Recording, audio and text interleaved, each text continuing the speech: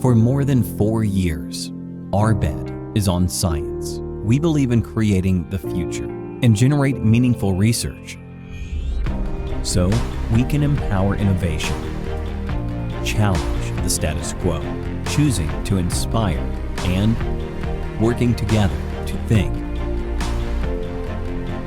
and grow knowledge. We help valorize R&D by building connections to help business environment and universities come together, add value, and reach their potential. We aim to create links and connections between research, business, and education, creating opportunities in the science to business platform, celebrating innovative ideas, common aspirations through pushing the boundaries, all for a strong community. Join us.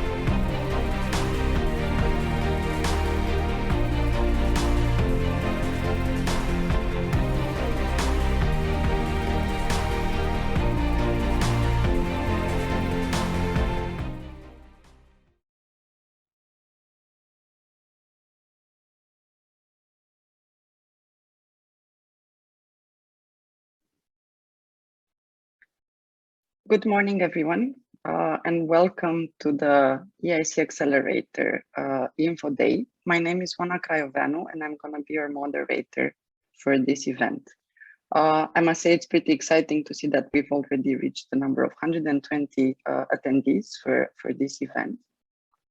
It's been a long time since we've been preparing and waiting to have the chance to get to share more information and more tips and tricks about this type of funding. I'm actually here representing the Ministry of Innovation, the Ministry of Research, Innovation and Digitalization. But for the past 10 years, I've been anyway working quite closely with the Romanian startups and SMEs as one of the co-founders of the Impact Hub. And I'm really excited to finally have the chance to host such an event in Romania, given the great participation on behalf of our colleagues from the European Commission. You'll see, I mean, you've seen the agenda and the guests that we have for today. Just a couple of notes on my behalf. As you know, the agenda has been posted. We'll actually go through it just briefly. First of all, we'll have an introduction and presentation on behalf of Mr. Stefan Waki, that is going to give us the overview on EIC Fund, but with a focus on the EIC Accelerator. Afterwards, Ariana, along with several other experts, are going to give us more details, right, on the selection and evaluation criteria, on eligibility and the steps and the timeline and so on and so forth. Once again, it might look like it's going to be a lot of information. I do encourage all of you to stay curious, to try to take notes. Feel free to use the chat. And at the end, we will have quite an extensive Q&A time saved in the agenda.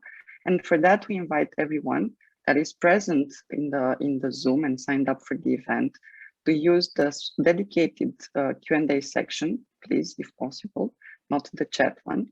While our participants that are watching us via Facebook, you can still feel free to post questions, and our colleagues from the Măgurele Science Park, which are the amazing organizers of this event, will try to make sure to post them in the Q&A section so that we see it. So, it's really exciting to finally be able to have this event dedicated to the Romanian innovators about the EIC, formerly known as the SME instrument, just to make some connections for some of you. It's important to understand that this kind of program for funding part of the Horizon Europe, it's not what we usually call in Romania European funds, totally mixing them with the so-called structural funds.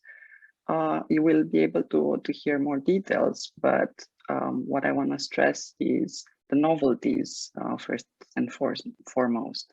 The fact that it's not just about grants, it's about blended finance, the fact that there's a very new AI-based platform. Ariana is going to share more with us about that. And I've already heard positive feedback on behalf of Romanian applicants also about the selection, which is new, I must say. The fact that people are excited about the application process, it's a great feedback already. And last but not least, a lot of information about the coaching, mentoring, and access to investors' opportunities. With that being said, just briefly, the event will be held in English. We are live on Facebook. There's a recording that you can get back to at any point, should you feel like checking some important details that you have missed. And once again, it's a first information event, but the entire team already promised to be able to not only take your questions at the end, but also follow up at a later stage should we need to do that. Without further delaying, it's my great pleasure to be able to welcome Mr. Stefan Waki.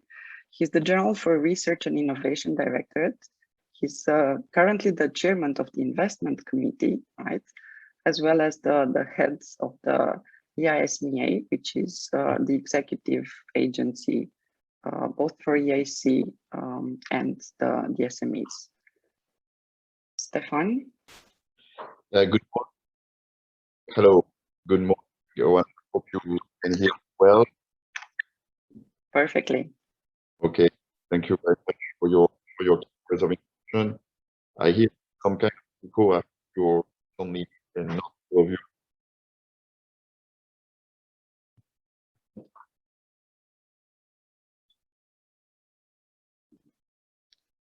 Can you repeat that maybe? It got interrupted a bit.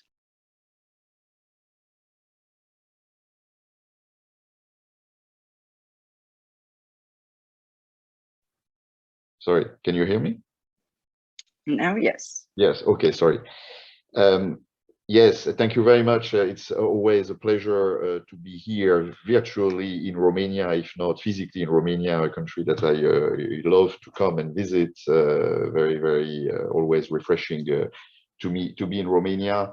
So we are indeed quite delighted today by the interest shown for this event, the number of startups that have registered, and especially the interest that we see in the program that we manage, the European Innovation Council.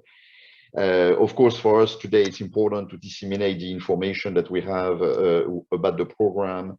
And we know that, of course, there are other programs in Romania that are helping the entrepreneurial ecosystems there. And what we would like to show today is how the EIC could be of course, from Brussels and centrally managed, how it could be relevant nevertheless for those in the Romanian ecosystem to actually plug into our program and use the possibility that we have offered in order to scale up even quicker and more powerfully the innovative ideas that Romanian innovators actually have.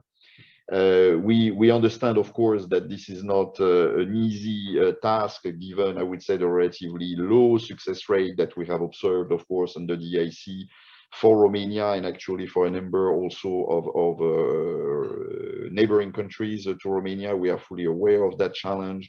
This is a challenge that I think I have to say we are all taking up in terms of my hierarchy. You can and also myself and everybody here working with us. It's a challenge that we would like very much to tackle.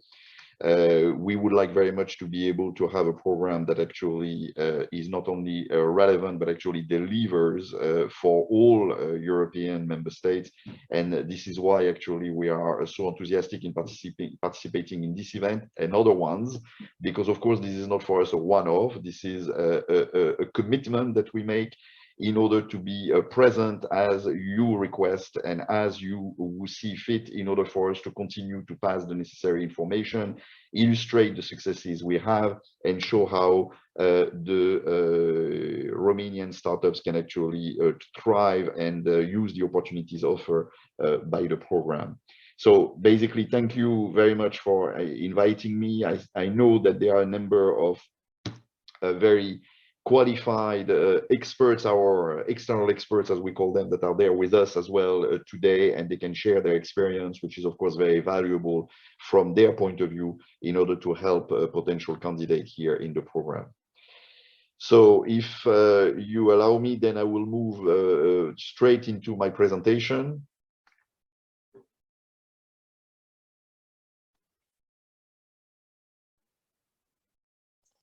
It's okay, you can see that. Yes, thank you very much.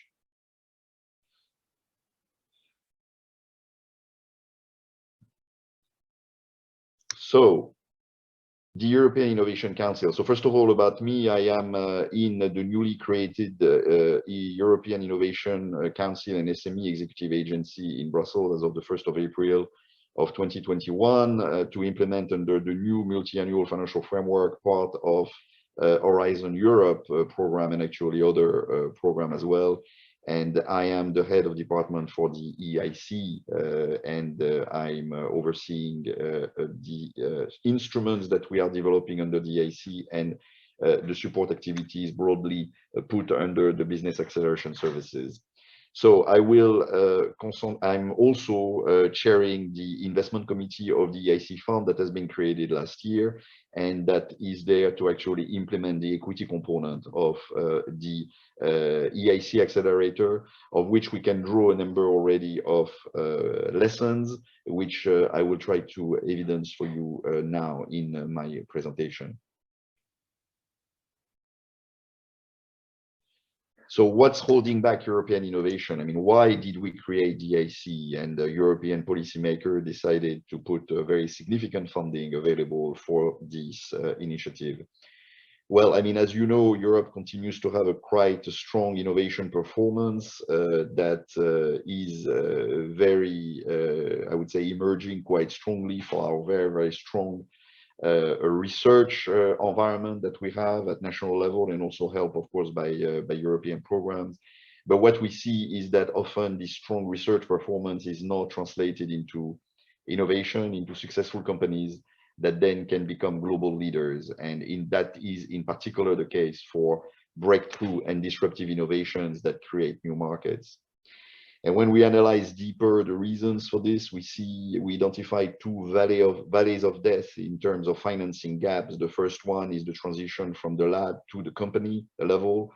So how to bring innovators that are often excellent at the level of the development of ideas and the testing of ideas to encourage them to create their companies. And often, even if they have and they create the companies, they face, I would say, a number of difficulties to make that first jump from the world of research to the world of company, enterprise. And then the second valley of death is the one that is being faced at the beginning of the scaling up process by high-risk innovative startups that often are developing very novel ideas, but these novel ideas have often difficulties to attract private financing, often also public financing or para-public financing. And this is why, of course, we need to make both a quantitative change here by making available the money, but also a qualitative one by being present with our instruments where the money is the most lacking. And then finally, we are aware, of course, that Europe has a very vibrant innovation ecosystems. This ecosystem is national, it's also local, municipal, sectoral, company-based, and it remains nevertheless quite fragmented at European level. And we need to include all regions and all talent, especially also if we look at, for example, our female or women innovators, where we want to be also there helping them to bring their ideas to the market. By trying to be as inclusive as possible, but also not by replacing the ecosystem, but by increasing its impact as much as we can with our means and our instruments. Next. I mean, here you have statistics that I think speaks for itself, which is the funding gap for scaling available to highly innovative startups and SMEs in Europe in comparison to the US by the capital invested by year. As you can see in 2020, the gap remains 4 to 5 times present. The situation has not radically changed in the past few years, even if, of course, the market in Europe has grown, but it has grown also very significantly in the US. Next, please. So let me turn now to the experience from the EIC pilot, which we run from 2018 to 2020, and from 2019 to 2020, we run in particular the possibility of applying for equity and to implement it through the EIC fund. So this has been a very important experience for us in order to then consider what we are doing right now, which is the implementation of the fully fledged EIC under Horizon Europe.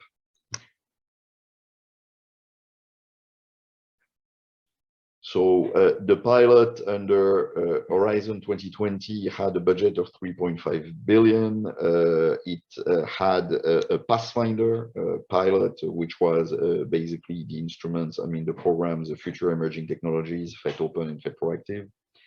It transformed the SME instrument in an EIC pilot accelerator, and it introduced the EIC pilot blended finance in 2019, and like I said, the setup of the fund in 2020. With the possibility for companies to apply for blended finance with a grant of up to 2.5 million and equity of up to 15 million. Progressively, as the pilot unfolded, we saw a greater and greater interest in the opportunity offered by blended finance.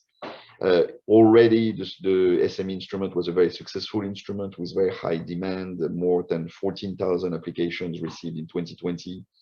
With a request of over 40 billion euros of support. I mean, this is, of course, the reflection not only of the great success of the program, but also of the need that we were trying to address here for the startup and SMEs that are trying to grow in Europe, in particular in the field of disruptive innovation. We have, in particular, focused on a number of I would say, topics. We reacted quickly in March 2020 to the onset of the pandemic, and we dedicated at least partially one call to address the innovations to fight the outbreak of COVID-19. And the same way we allocated a call to the Green Deal priorities of the new Commission that came into office in November 2019, and we managed to do so with a very successful call that we run in mid-2020.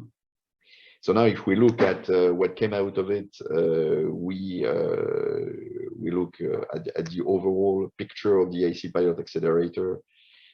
We made a considerable, I would say, impact. 5,700 companies supported since 2014, of which almost 300 supported the enhanced pilot since we launched blended finance.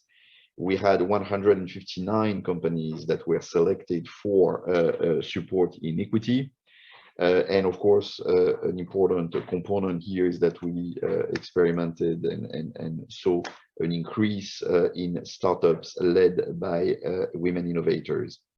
We have also managed not only to invest on our own, but the crowding in of investor, which is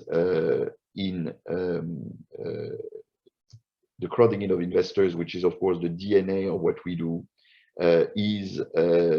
Because of course we are there as a bridge financier. We cannot really replace the financing of the market all throughout the scale-up process. So we are trying just to kickstart that and to provide the bridge financing. Therefore, the crowding in of investors is essential here. We have managed to crowd in to see 5.3 billion euros of follow-up investment to EIC supported companies. And we are in the process of over 50 companies in which the decisions have been actually implemented with an entry of the fund in the capital. We have one unicorn selling the value of being above 1 billion and 43 centaurs value of above 100 million.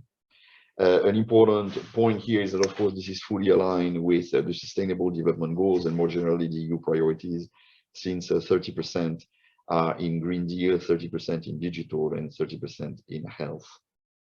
Next, please.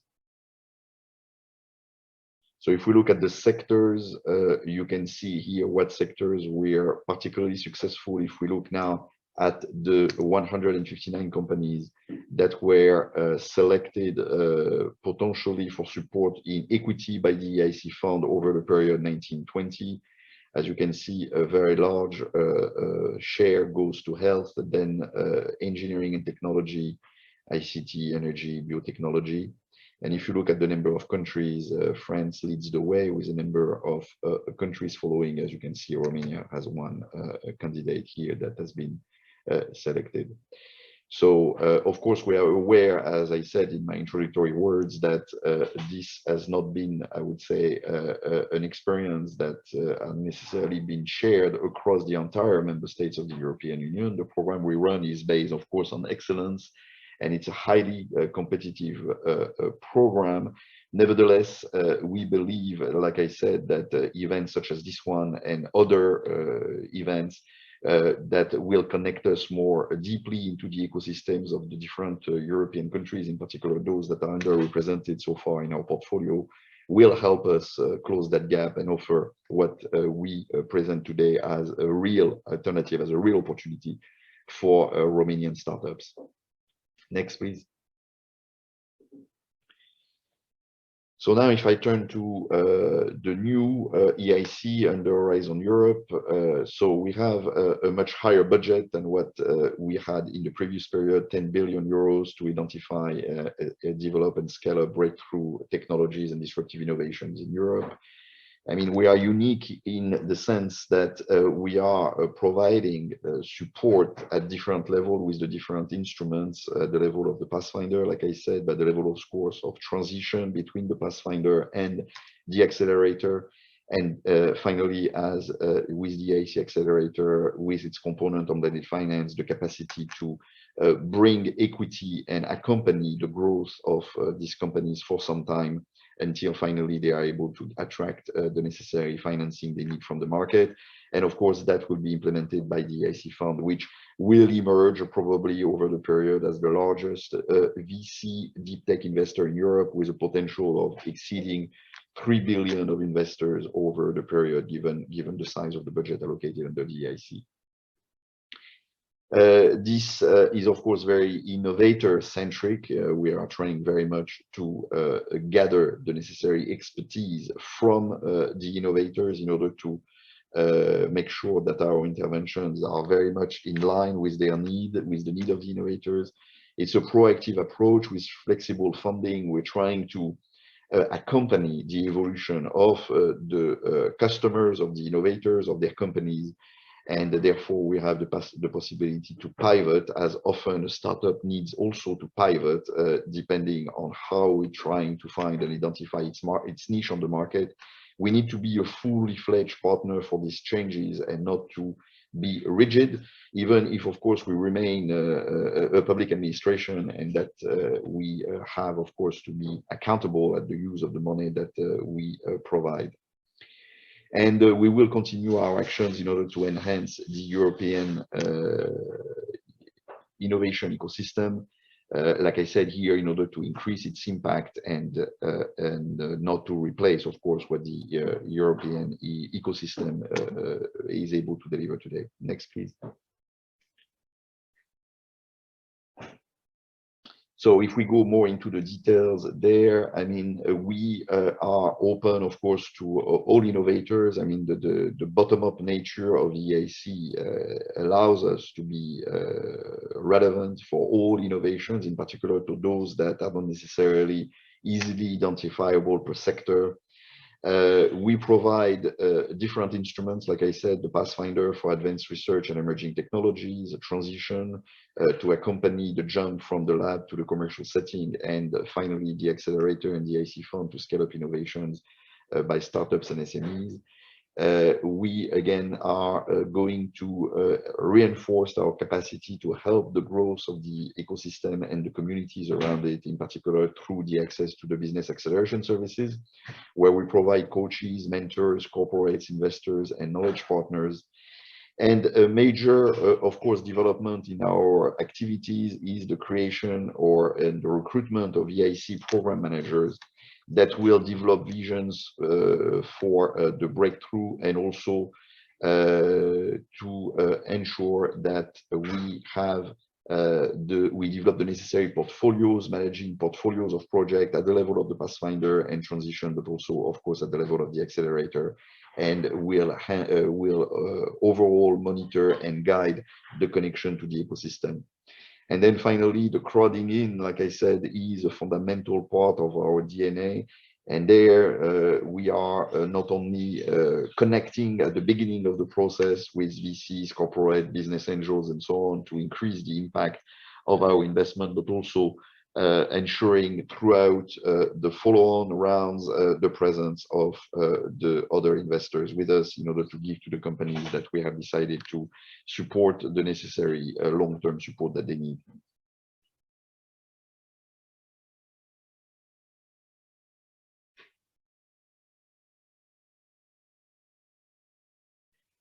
Okay, now if we turn to the main characteristics here on the Pathfinder, it's early stage research on breakthrough technologies. We provide here grants of up to 3 to 4 million. This is the successor of the future emerging technologies instruments, in particular FET Open and FET Proactive. And the next one is transition. So transition here is the possibility of giving grants to up to 2.5 million in order to bring a successor project to, for example, what has emerged from the Pathfinder.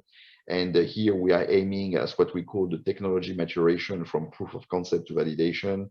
And we will particularly look at the business and market readiness of those innovations. And then the accelerator, the development and scale up of deep tech disruptive innovation by startup and SMEs, blended finance with grants of up to 2.5 million, equity of up to 15, and it's the successor of the SM instrument. Of course, here the possibility to apply also for grant only or grant first is possible as well for companies that are either have the capacity to grow without the support in equity that we provide, or that are not advanced yet in order to make the commitment to receive equity from the EIC at the level of development.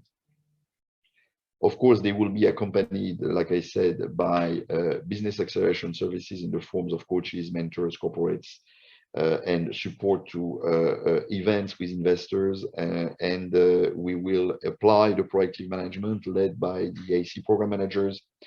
And we will also provide bridges for ensuring follow-up funding from results of other parts of the program, such as the ERC or the EIT and collaborative and national programs.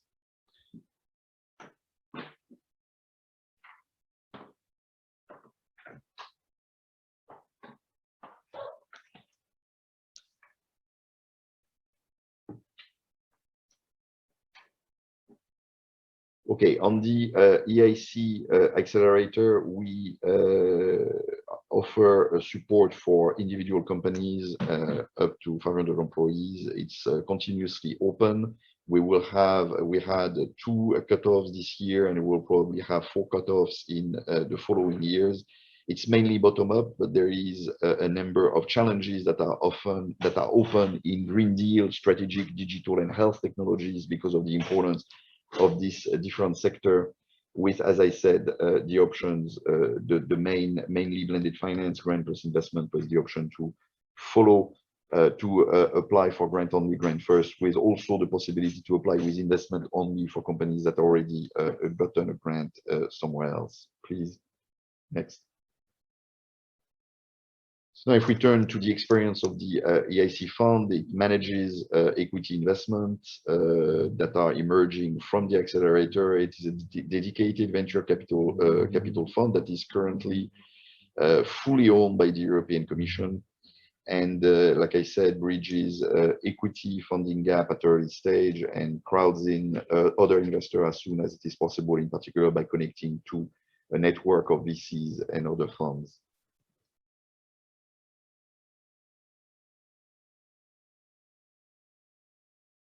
So the investment strategy of the fund is that, first of all, we can, of course, do follow-on if that actually becomes necessary. So we are a partner for the companies that we invest in.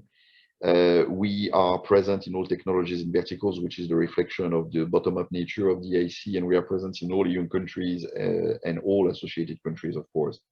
We provide patient capital in the sense that we are not necessarily, we are an impact investor, and therefore we have, I would say, a longer time frame for getting our money back and exiting the company.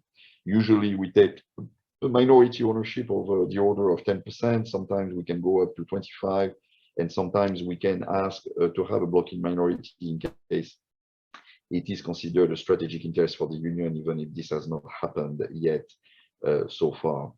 Next.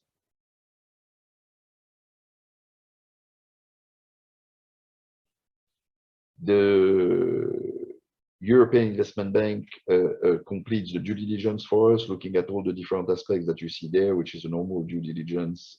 There, we, of course, given the nature of what we select with the EIC, we have the possibility of zeroing in on the technology aspect and conclude a more in-depth technology due diligence if it is needed. Next. Here you have an overview of the process. Once a company is being selected, they will be contacted to do the due diligence and number of compliance checks. Then the IB team will prepare an investment recommendation. The investment committee will review that investment recommendation and then submit it to the board of directors of the fund. And then the company will receive a term sheet, summarizes these conditions and proposal. And if agreed, we will move to the investment agreement preparation, and then the investment agreement will be signed. Next. So here is the investment committee that I have the pleasure to chair, 7 independent experts that are drawn from the market and therefore have geographically and sectorially, I would say, quite a nice mix, and that can allow us to have the necessary coverage of the market today. The board of directors, the representation, I mean, the members of the board of directors are here now. I mean, the commission, of course, continues to see, to hold the decision-making powers there, but we are also helped from market specialists that are helping, of course, us to function as a VC based on market practice. Then on the crowding in, it's important to see, like I said, that we are trying to build a network, and we are quite far advanced in the building of a large network of capital providers and strategic partners that can help us co-invest with us in the companies identified and provide the necessary follow-on for the companies. We are, of course, are also advertising our companies very much with these funds and helping them to present themselves in a proper way in order to attract the attention of these investors, either at the beginning of the process of investment by the fund or later.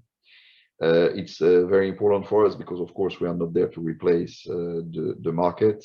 Funds are also encouraged to refer to us companies that they are considering investing into, but that they consider that at this moment the level of risk is too high. So this is a two-way street with the market. And of course, we believe that this should give to the companies, I would say, increase their chances to be able to succeed by providing expertise, mentoring, networking in specific industries. I mean, we have also, of course, an objective of multiplying the value of taxpayers' money, what we call the leverage effect, and we are hopeful that we will meet relatively well this objective that we have for ourselves.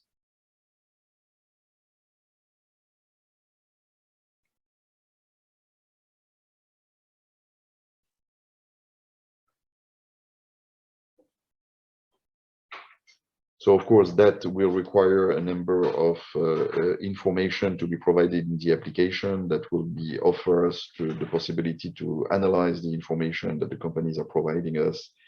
In the process, we will, of course, may ask additional information and provide opportunities to participate in a number of events or be mediated through a number of matching platforms. And we will be able to therefore try to mediate and help the companies as the process of finding co-investors is developed.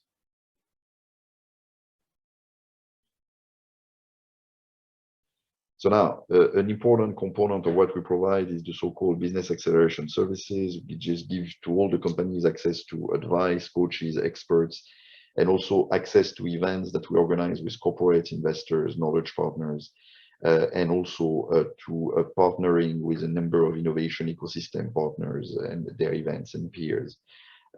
We are providing, of course, this for the graduates of all the different instruments, whether they are the Pathfinder, Transition, or EIC Accelerator.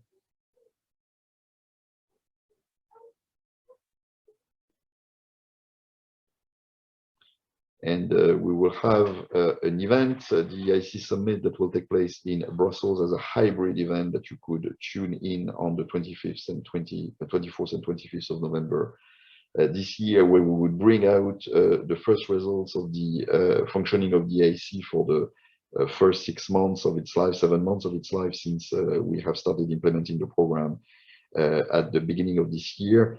And we will see what are the changes that are in store for the coming year. In particular, the EIC is a fast evolving program. That's why we change, I mean, we amend the work program on a yearly basis in order to be able to evolve quickly with the necessary changes that we see important to implement.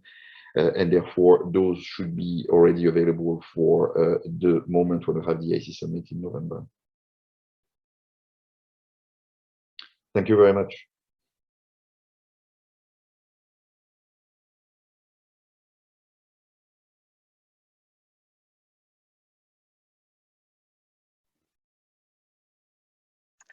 Thank you very much, Stefan. Can you still hear us? Yes, thank you, Anna. Okay. Would you still have the time to stay with us till the end for questions? Yes, I can stay for a few questions, of course. No, I was wondering if you can stay till the end of the event. That's why I'm asking, or should we maybe try and take 1 or 2 questions already now with you? Well, I would prefer that I take questions now, because I'm not sure that my schedule will allow me to stay all the way until the end. So if you want to ask me questions now, it's probably better in terms of a time. Okay.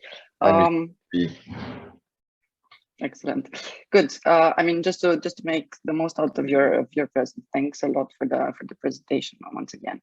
I'll just quickly browse through the questions and try to take 2 for you.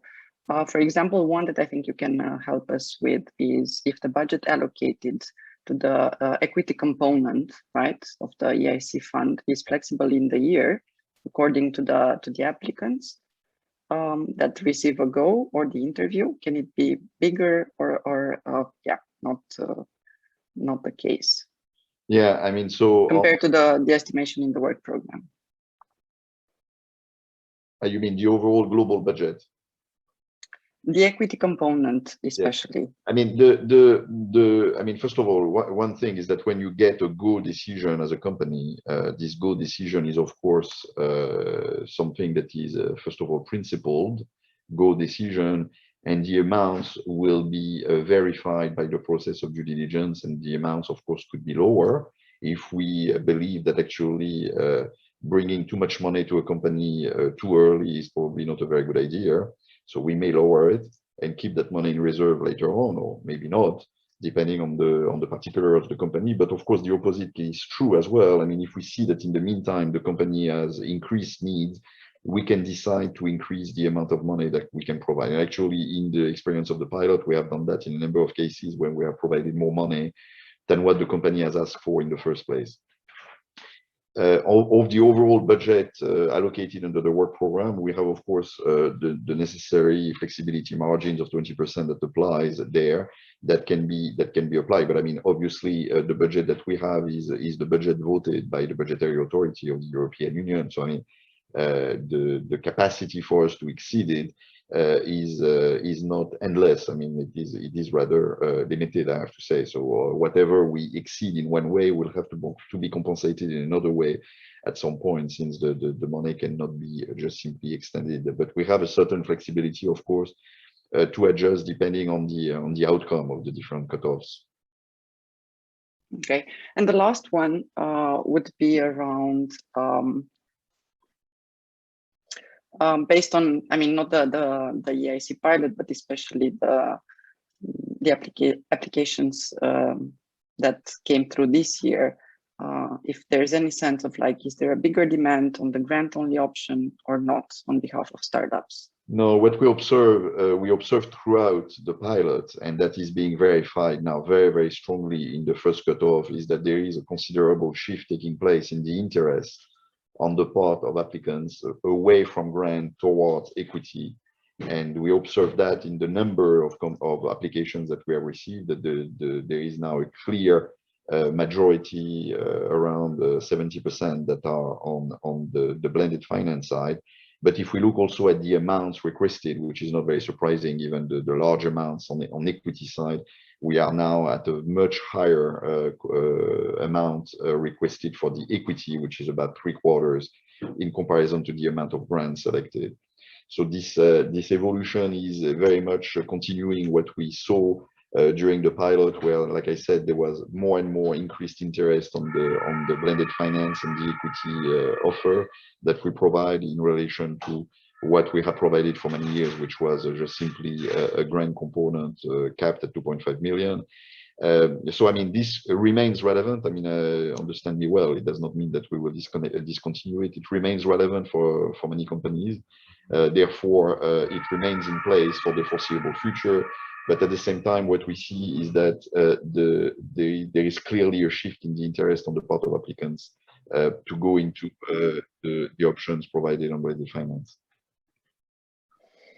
Many thanks once again for your time, the presence today, and we look forward to welcome you again in Romania, virtually or physically, as soon as possible. Thank you once again.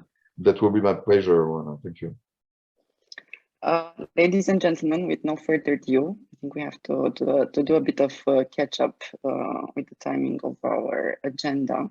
So it's my pleasure to introduce to you Mrs. Ariana Anastasianu, that is actually going to guide us through the part that is going to offer you the, let's say, all the nitty-gritty details that I see also popping up in the questions that have to do with the selection and the evaluation process. And she's going to also be the one making the most of the time of all the other experts that we have for today. Ariana. Juana, dear participants, good morning. Happy to attend this event, the first but definitely not the last one. In order to present the specificities of the EIC Accelerator, elements related especially for the applicants of high interest regarding the evaluation process. So I will, as Juana said, I will guide you through this hopefully not a very complicated maze of the journey from the ideation towards the signature of the contract, and hopefully as well granting the equity component. In this presentation, I will have also the pleasure to have some of my colleagues from the agency, as well as very well reputed experts that are accompanying our very robust evaluation process. I will give them the floor during the presentation. We will follow quite a chronological order for the process, and if the colleagues from Măgurele can display the presentation.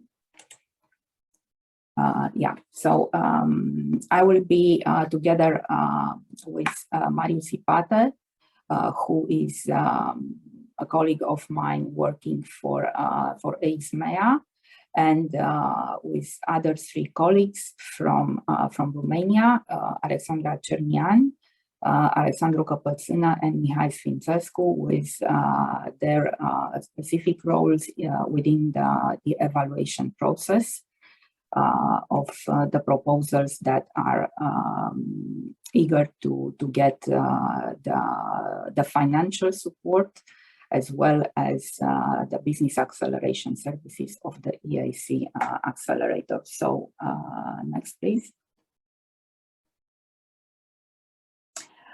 First of all, the presentation will be around some very detailed elements that should be covered by a hypothetical proposal related to the new EIC Accelerator program. So the EIC Accelerator program, as you very well know, supports companies, in principle startups and SMEs, to scale up high impact innovations with the potential to create new markets or disrupt existing ones. The EIC Accelerator focuses on innovations, building on scientific discoveries or technological breakthrough, what we call the deep tech, and for which significant funding is needed over a long time frame before returns can be generated. This is why we call this kind of investment a patient capital. It is very well known that this type of innovation often struggle to attract financing because the risks and the time period involved are too high. The EIC Accelerator is open to innovations in any field of technology or applications for the open call and in identified areas of strategic relevance. However, allow me to draw your attention that innovations that harm the environment or social welfare, or that are designed primarily for military applications, will not be supported. So this is what we are looking for, and who can apply for the program. Next, please. So we are working with we offer to the applicants the possibility to come from various sides of beneficiaries. As I said before, we work mainly with SMEs in the terms of the definition offered by the European Union, maximum 250 employees. We don't offer financial support to, in the case of SMEs for which the majority is owned by large companies, but we offer financial support to small mid-caps, which are up to 500 employees, but it's only for a specific financial support, which is for rapid scale-up and investment component. Very importantly, and I saw that this was a question as well coming in the section dedicated, we offer financial support to natural persons, but with the caveat that these persons have to set up a company at the moment of signing the accelerator contract. In case that blended finance is awarded at the latest when agreeing on the investment component. So the question to the answer to the question put in the section is yes, natural persons are can be beneficiaries of the EIC Accelerator funding, but only when they will set up the SME, they will get the financial support. Next slide, please. So I think here we come to a very important element of the EIC Accelerator, the type of funding that the program is offering to the applicants.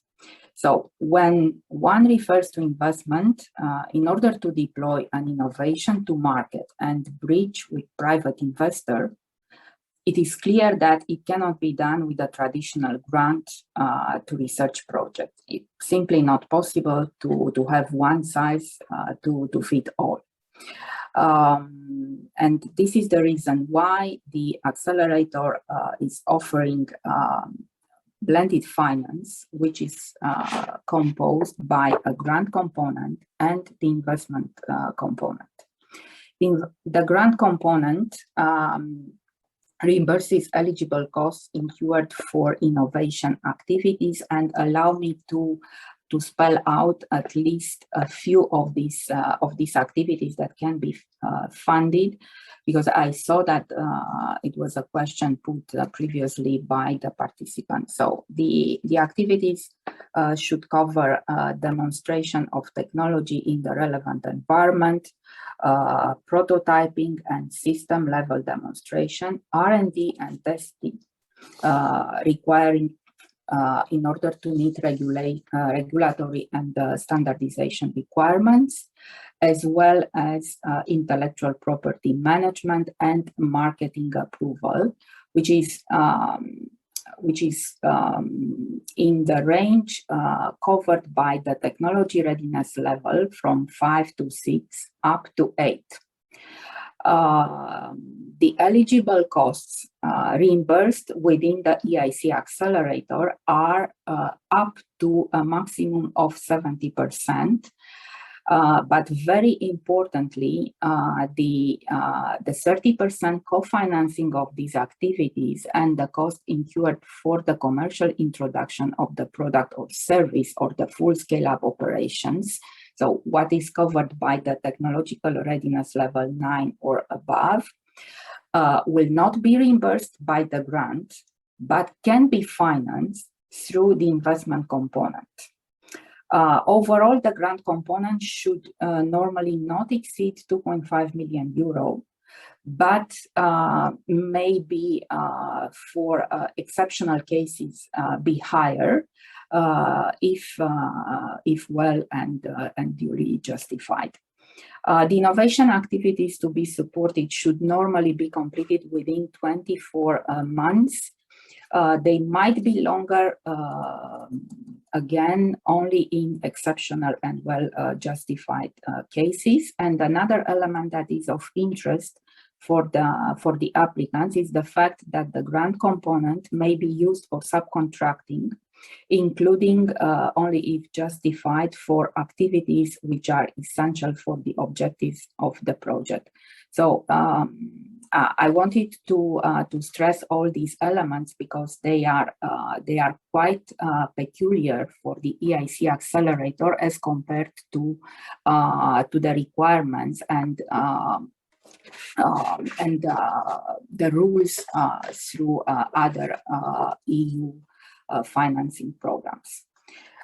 In terms of the investment component, this is usually in the form of direct equity or quasi-equity, such as convertible loans, The minimum investment component is 0.5 million euro. I think it was another question put in this respect. And the maximum ticket is 15 million. It is intended to finance market deployment and scale up. But as I said before, it might be used for other purposes, which includes here the co-financing or even fully financing innovation activities. With the maximum budget awarded by the Commission to the EIC Fund, the terms of investment will be negotiated in a case-by-case basis by the EIC Fund, as explained previously by Stefan. Next, please. So, with the idea to provide a tailor-made support to each innovation selected, the accelerator offers 3 types of funding: the full blended finance, the grant only, and the grant first. So if we covered already in the previous slide the elements related to the full blended finance, I would like now to stop for a moment explaining the gist of requirements and the application profile, including the type of activities that are covered by the grant only and the grant first. So grant only and full blended finance projects are similar with regard to content. They must include post-TRL9 market deployment activities, although this can start earlier, between TRL5 to 8. The difference between the 2 types of support are related to the fact that a grant-only proposal implies that the applicant has or will secure all the necessary resources in order to co-finance at least 30% of the TRL5 to 8 activities and to pay the TRL9 onwards. This has to be properly demonstrated in the proposal in order to guarantee the EIC that its support will have impact. In order to be eligible for the grant component, the proposal must also include activities within the range of TRL5 to 8. And the grant component, as previously presented, is capped to 70%. And maximum value of 2.5 million. The grant first is designed for companies or innovations that are at a too early stage of development and are still subject to key technological and or market validations for the applicant in order to commit beyond TRL8. These innovations, these applications are considered as non-investment ready. The grant first meant to support for innovations in further developing their innovations and becoming investment ready. Further on in the evaluation process, however, the jury members, but also the EIC, in the context of the investment negotiation, may propose to revert a full blended finance proposal to grant first, where they see fit. The support consists as well of a maximum grant of 2.5 million, covering 70% of the costs, with the possibility for the applicant to claim a limited investment component should it lack the resources needed in order to co-finance the 30% of the remaining 30% of the activities. So next slide, please.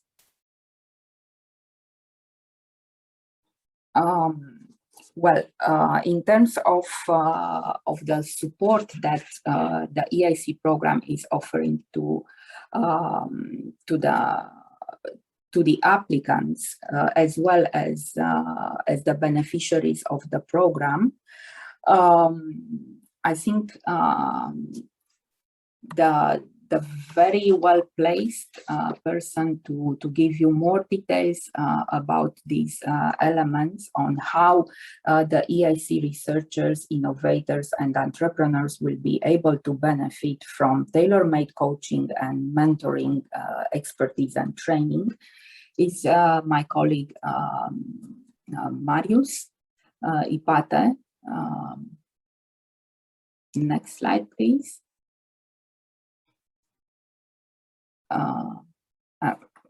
I'm sorry. I think it. Yeah, I think I was.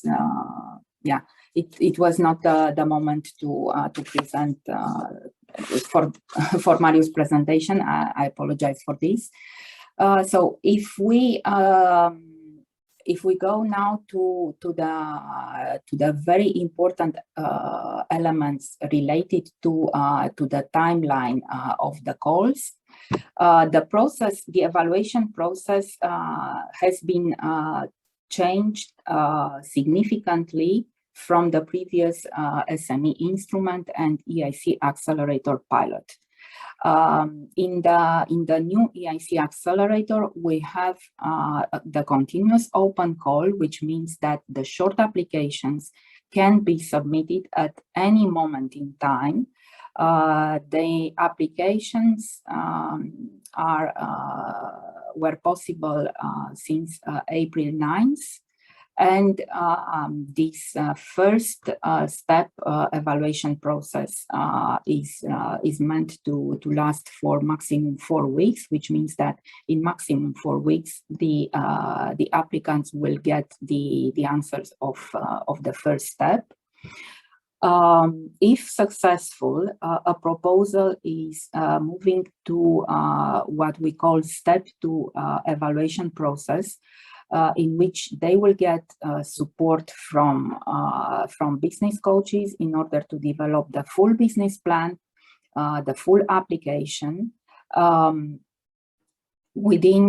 it will be the moment when they will decide if they will go for the complete open call, or if their proposal, their idea will be under one of the challenges that are open for the year 2021. There are 2 cutoffs for this year, and there will be 4 cutoffs for next year. It's important to be said that the 3 of them will be in the first half of the year, and the last one, it will be in fall next year. The remote evaluation results for step 3 for the full application will last 5 weeks, and the interviews are planned approximately 9 weeks after the cutoff. We are just about to start now the interviews for the June cutoff. They will start next week on the 13th, and they will last for 7 working days. Next slide, please. So there will be, as it was presented also by Stefan, 2 type of calls within the accelerator. One is the complete bottom-up call with a budget of 592.5 million euro for innovations in any field of technology and innovations, and there is a call dedicated to specific priorities, strategic digital and health technologies, and Green Deal innovations for the economic recovery, with a budget of 496.76 million euro. Next slide, please. The specificities related to the digital technologies and health technologies are spelled out on this slide. Applications are welcome in order to tackle specific areas. advanced high-performance computing, edge computing, quantum technologies, blockchain, artificial intelligence, Internet of Things, and for health diagnostics, cell and gene therapy, biomarkers, bioprocessing, and e-health. In terms of the priorities for the Green Deal, next slide, please. The sustainability goals related to climate, EU climate mitigation, secure energy, circular economy, buildings, mobility, environmentally friendly food, preserving and restoring ecosystems, and toxic-free environment are given a high priority in the EIC Accelerator, and in this particular, at least 50% of the companies selected for the interview phase must have submitted proposals related to one of the following areas. Next slide, please. Renewable energy, including renewable hydrogen and energy storage, deep renovation of buildings, low carbon industries, and batteries and other energy storage systems. Next slide, please. So if we move now to the details of the selection process, next slide, please. And we spell out step by step the evaluation process.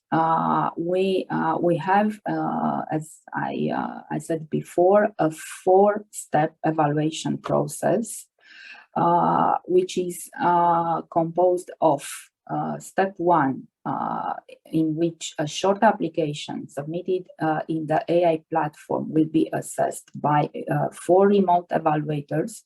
It will be the moment when the ideas will be filtered in order to see if they are of interest for the European Union, followed by, if successful, results will be made to support and prepare the business plan, again with the support of the AI platform, together with the business acceleration services and coaching offered by the EIC. In step 3, the full application is assessed by remote evaluators, and in step 4, the interviews, the applicants will be invited to pitch their idea in front of the EIC jury members, and in case the ideas, the companies will be selected, they will be invited to sign the accelerator contract for the grant component.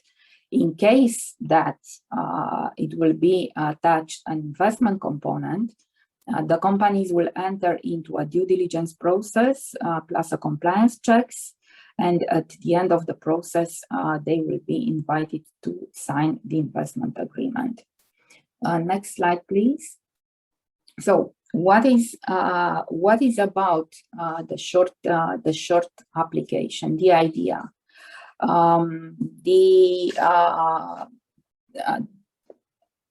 Step 1, short proposals embedded an AI-based diagnostic, which is run automatically prior to the development and submission of the short proposal, which gives guidance to applicants as to the pertinence of their idea and theme with regard to the accelerator, but also offers information about other available funding schemes, although the applicants retain full freedom in order to submit or not the proposal.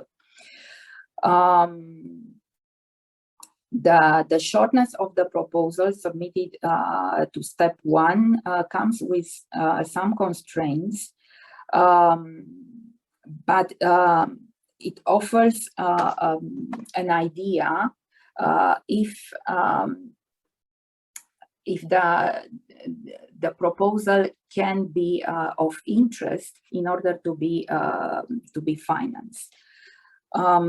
It is what we call a written short pitch. The applicants will have to answer to a set of questions that are put through the AI platform.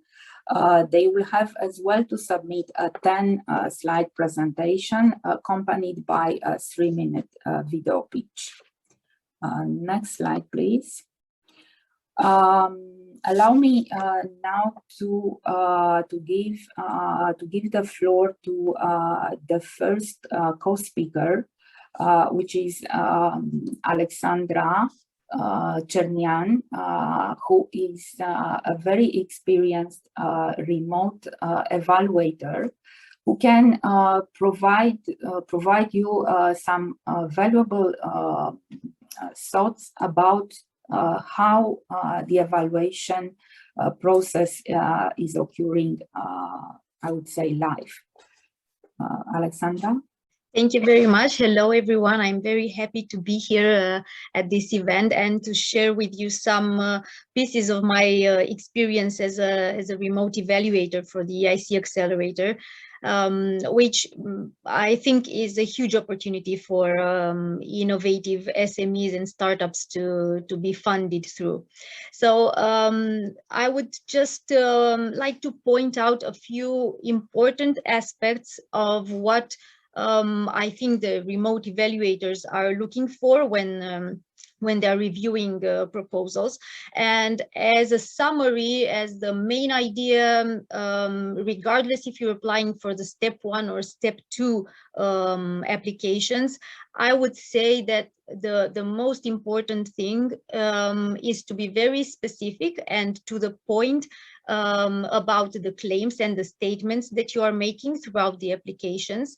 And second of all, to be very clear in underpinning and backing up your claims with specific facts and data, and this will most definitely give your proposals a coherent note and a red line which will be easy to follow by the evaluators.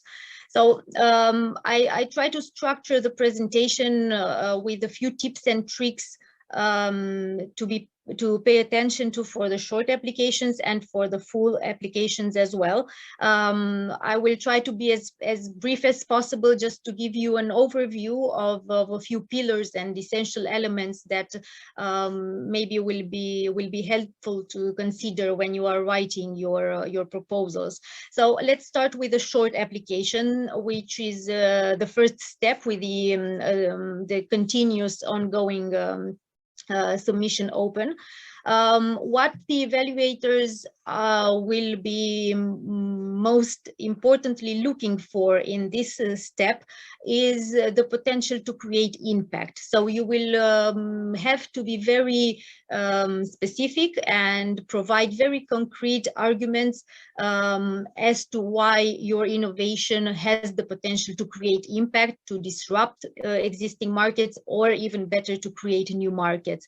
And we will be assessing two very important things at this point, namely the idea that you are presenting and the team. And if we can go to the next slide, please. Here are three pillars that are very important in step 1 evaluators, in evaluations, and a few ideas that I hope will help you in writing your step 1 proposals. So the three pillars that will be considered are the breakthrough innovation and impact, the team, and the scale-up potential. And for the first one, for the breakthrough innovation and impact, what I recommend to do in preparing your step 1 application is to be very clear and to the point about the problem that you are addressing. Try not to present a very general worldwide problem, but a very specific problem to specific stakeholders with some specific pain points that you will be tackling. while also considering what other existing approaches are, what they do, and what their limits are, so that in this case, it will be very easy for you to point out what your unique value proposition is and how you will be addressing the limitations of existing solutions. So evaluators will clearly see why your solution is better, and specifically why it is innovative and what your value proposition is. So in describing how you will solve the problem, make sure that you point out very clearly what the novel elements of your technology are as well, because as you already know, what we're looking for here is deep tech innovations. So in this respect, my recommendation would be to focus on your proprietary technology, something that you developed on your own, possibly that you already have patents for or intend to apply for patents. Intellectual property is also an important aspect that will be considered, especially in the full application. So from my experience so far, to be convincing, to have a convincing proposal in step 1 evaluations, it is really not enough just to integrate some existing technologies. So the main idea here would be for you to have your own technology and to explain clearly what novel elements it includes, and a few ideas as an overview of how you develop them, and preferably to also have some existing results to show some performance of your technology. So in this respect, when we evaluate the breakthrough innovation and impact, we will be trying mostly to understand what you do and why you do it. So pointing out your value proposition as clearly as possible will support the proposal in showing the market creating potential. Of course, the idea needs to be relevant for the stakeholders that you are targeting and needs to solve a real problem that they are being faced with. The second pillar, and the very important pillar that we are assessing during the step 1 evaluations, is the team. And we will be looking here to see the complementary skills and competencies of the team members. So don't be shy in presenting your team in a manner as complete as possible. We have seen a lot of proposals who only present the main founder or 2 co-founders of the team, but sometimes it is not clear, for instance, what the development team skills are. So it definitely helps to show that the profile of your team has the competence to develop the product and the project that you are proposing as well. We are looking for 100% commitment, and one thing maybe to pay attention not to do here is to have co-founders that also have a full job in another company, or a co-founder who is also involved with other, I don't know, several startups in the same time. Evaluators might also be looking at your LinkedIn profiles or different pieces of information related to the profiles of the team members. We will be looking for the motivation and the dedication of the team, and as a tip here, you can make use of the video pitch here to show us 3 members of your team talking about the product, and definitely their passion will show up in making the presentation in the video pitch. Then another aspect that evaluators will want to see here is that, for instance, even if you don't have some specific skills at the moment on the team, that you do have specific plans to acquire them during the project. And what we are mostly referring to here is maybe the sales and marketing competencies. This is what I'm most commonly came across the proposals that I evaluated, that maybe the sales department was a little bit underestimated for the moment, since the company was not fully ready to go to market, but there was a specific roadmap and plan to acquire these skills throughout the project. And but a drawback that you should avoid here is, for instance, if you are making a proposal planning on, I don't know, developing a project based on blockchain technology, you should make sure that you do have blockchain competencies on the team, even at the moment, since you are already working on the project. So I did see some proposals who were talking about machine learning developments, but did not have any machine learning specialists or data scientists on the team, which was from the evaluator's point of view kind of a drawback in the evaluation in that case.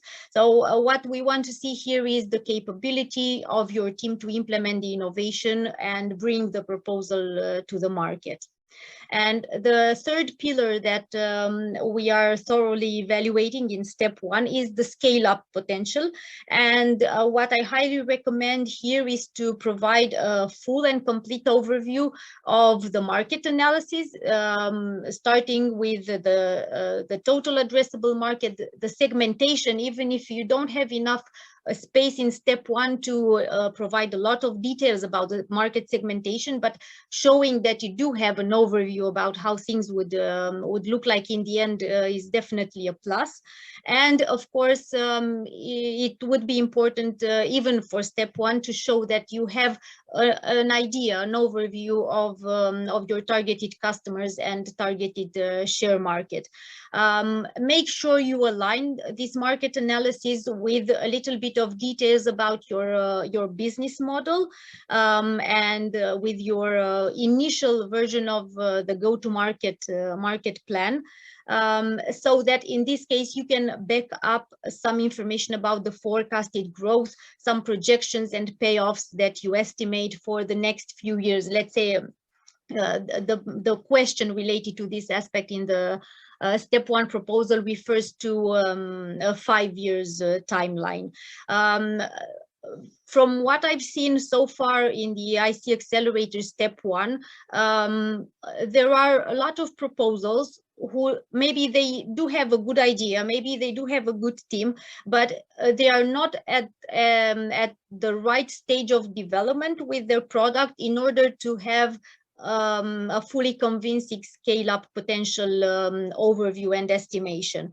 Even if you do not provide the full business plan at this step, the evaluators will be searching for a few details so that they would be sure that you have a clear vision of where you're heading. So in presenting the payoffs, try to avoid it just saying, well, we see ourselves as market leaders within the next 5 years, but instead provide some estimated forecasted revenues, for instance, that that you think would be feasible within the next 5 years.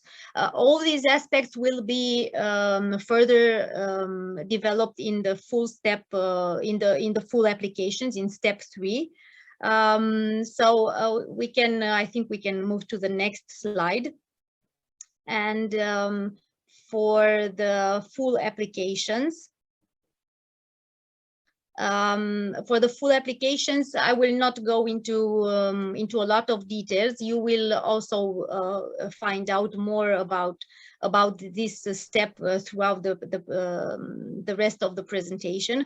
What we are evaluating at this step is the full business plan, and this means all the details related to the innovation, to the market, to the competitors analysis, to the IPR strategy. The template is much more complex than for the first step, and we can go to the next slide, please.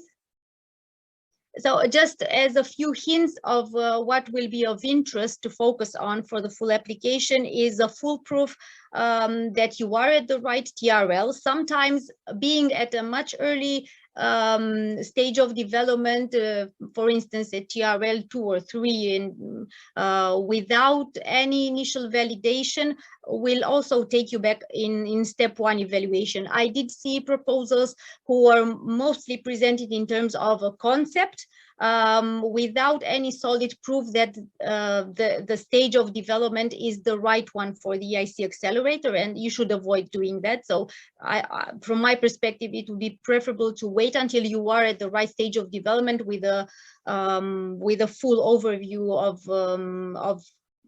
the project that you would like to implement and be funded for, and then to apply in order to make sure that you have all the numbers in line and the objectives correlated.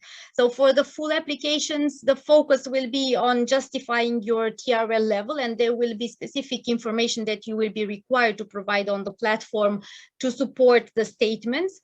You will need also to show some pieces of information about the initial validation and maybe even initial traction of the project.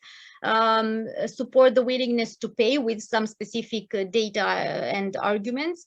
Make sure to focus on the IPR strategy. It is an important aspect that we are looking for in the EIC Accelerator. And then talking about the market, give the full presentation and perspective on the targeted market segmentation, commercial strategy. Key partners are also important, as well as the implementation plan and the risks. And all this will be correlated in showing the scale-up potential. There would be a lot of details to discuss over for each of these points, and I think it's not the case for the moment. But I would just say here that the most important thing is for your proposal to have a coherent narrative, to make sure that all the data are aligned and correlated. This will show the evaluators that you have a clear vision of the company growth and development. And of course, it will be of big help from my point of view that you will benefit from the coaching services provided through the EIC Accelerator, and you can then work with the business coaches to prepare your full business plan. I think that's a big plus in the EIC Accelerator program. This was all from my side. Thank you very much. If there will be any questions, I would be happy to answer at the end. Thank you very much, Alexandra. Just before Ariana passes the mic and we continue the presentation, I do kindly want to remind everyone that we have just about 31 minutes left, so let's try to rush a bit, though I know it's a lot of information, but yeah, just to have time for the questions a bit more. Thank you.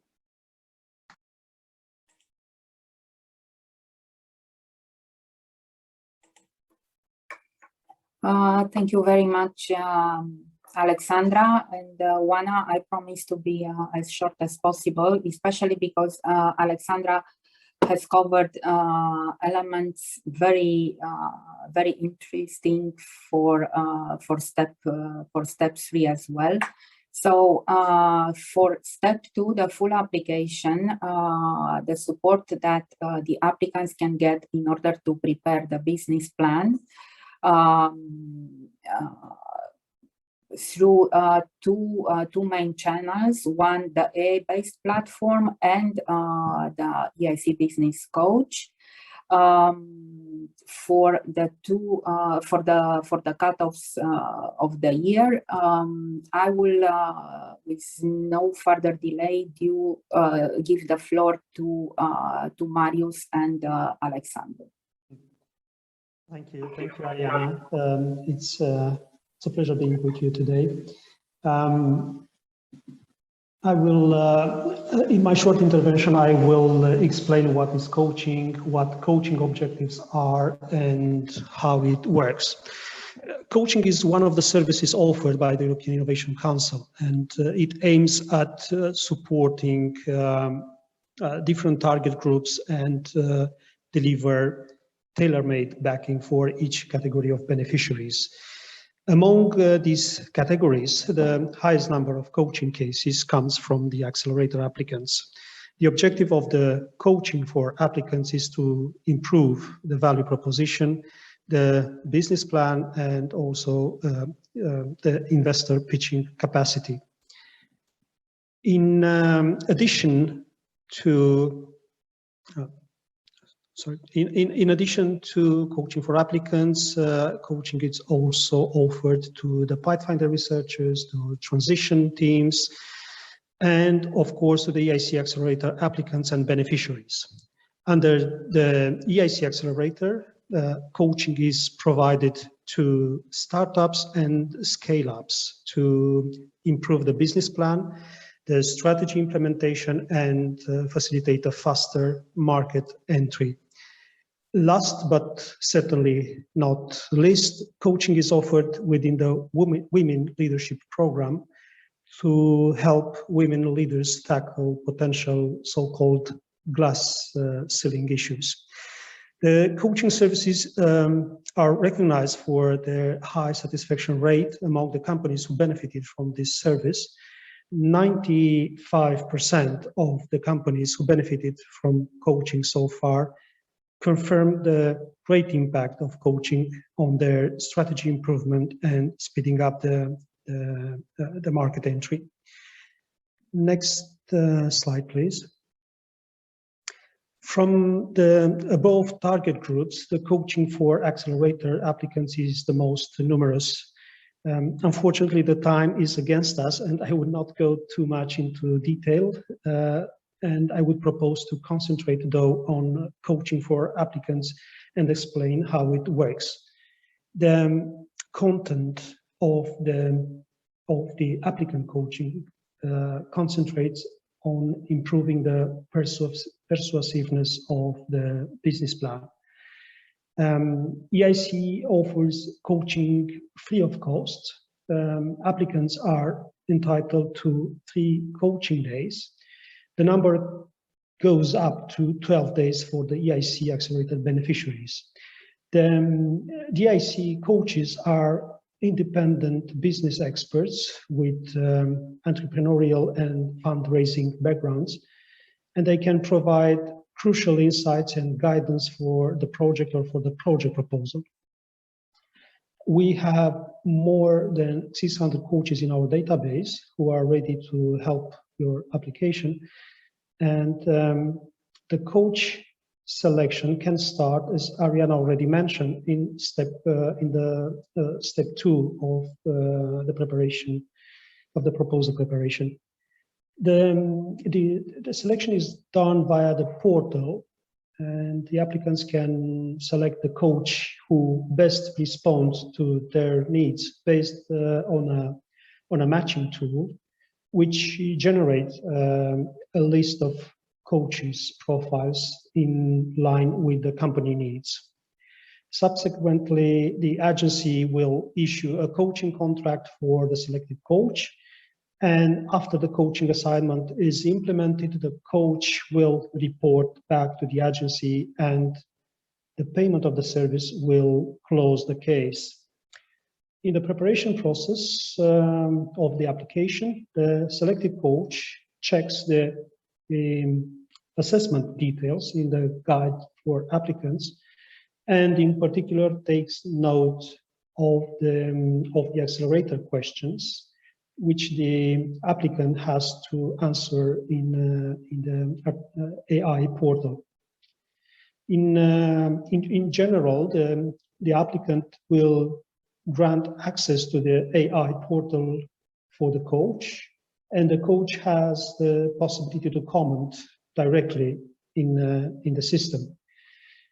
Some concrete coaching examples will be brought in by Mr. Alexandru Căpățână, who is one of our business coaches, and will share his personal experience and present some noticeable examples. My short intervention ends here, and I would like to thank you for your attention. Alexandru, the floor is yours. Thank you so much for this opportunity to share my insights, my experience related to business coaching. I have worked for SME instrument from Horizon 2020. I have been involved in different business coaching missions in different countries, in Spain, Czech Republic, Malta, Serbia, and Romania, as well as in EIC pilot last year with an applicant from Malta, and this year from an applicant from Slovenia. First, I would like to mention the big difference between consultancy and business innovation coaching. As business innovation coach, we don't provide a receipt for a successful application, but we are trying to co-create strategic knowledge with the entrepreneurs or the entrepreneurial team in order to update or upgrade their business plan. Please, if you can move to the next slide, I will show, thank you. I will show you just a few examples of business innovation coaching services. I also need to explain you that the adaptability and the commitment are two drivers of a good collaboration between a business innovation coach and an entrepreneur who is involved in EIC instrument. Here you can find in several graphical representations some example of services, starting from market fit analysis and go-to-market strategy, development of business model and value proposition. I consider that discussing with the entrepreneurs about the pain relievers and gain creators are extremely important in understanding and developing the value proposition. We have also worked on the assessment of key vectors related to business innovation.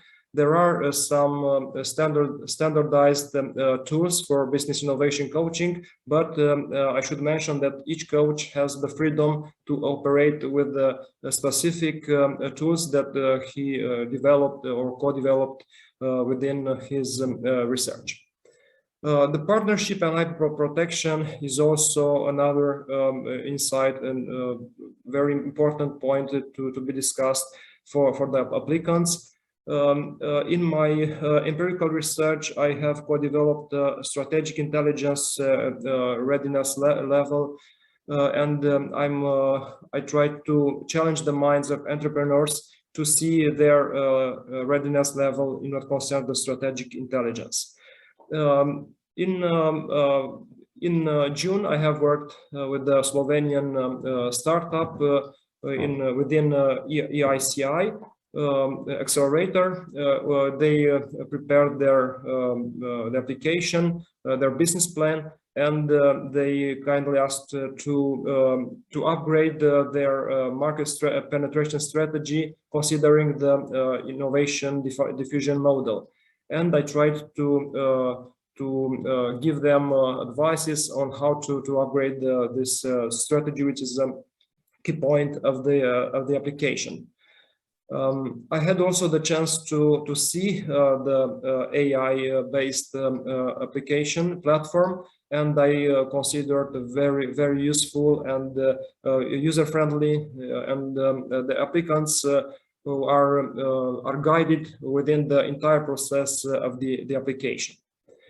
And other services are redesign the value proposition according to the strategic differentiators, exploring several strategic avenues for value creation based on discovery of early adopters or potential clients' insights. And we have also discussed in our previous business coaching missions about the ways to develop a digital strategy focused on customer networks and based on pillars such as access strategy, connect, customize, collaborate, and engage. To end my short intervention, I strongly recommend to applicants to find a relevant coach using the matchmaking services in the application platform. Thank you so much for this opportunity again, and good luck for all applicants from Romania.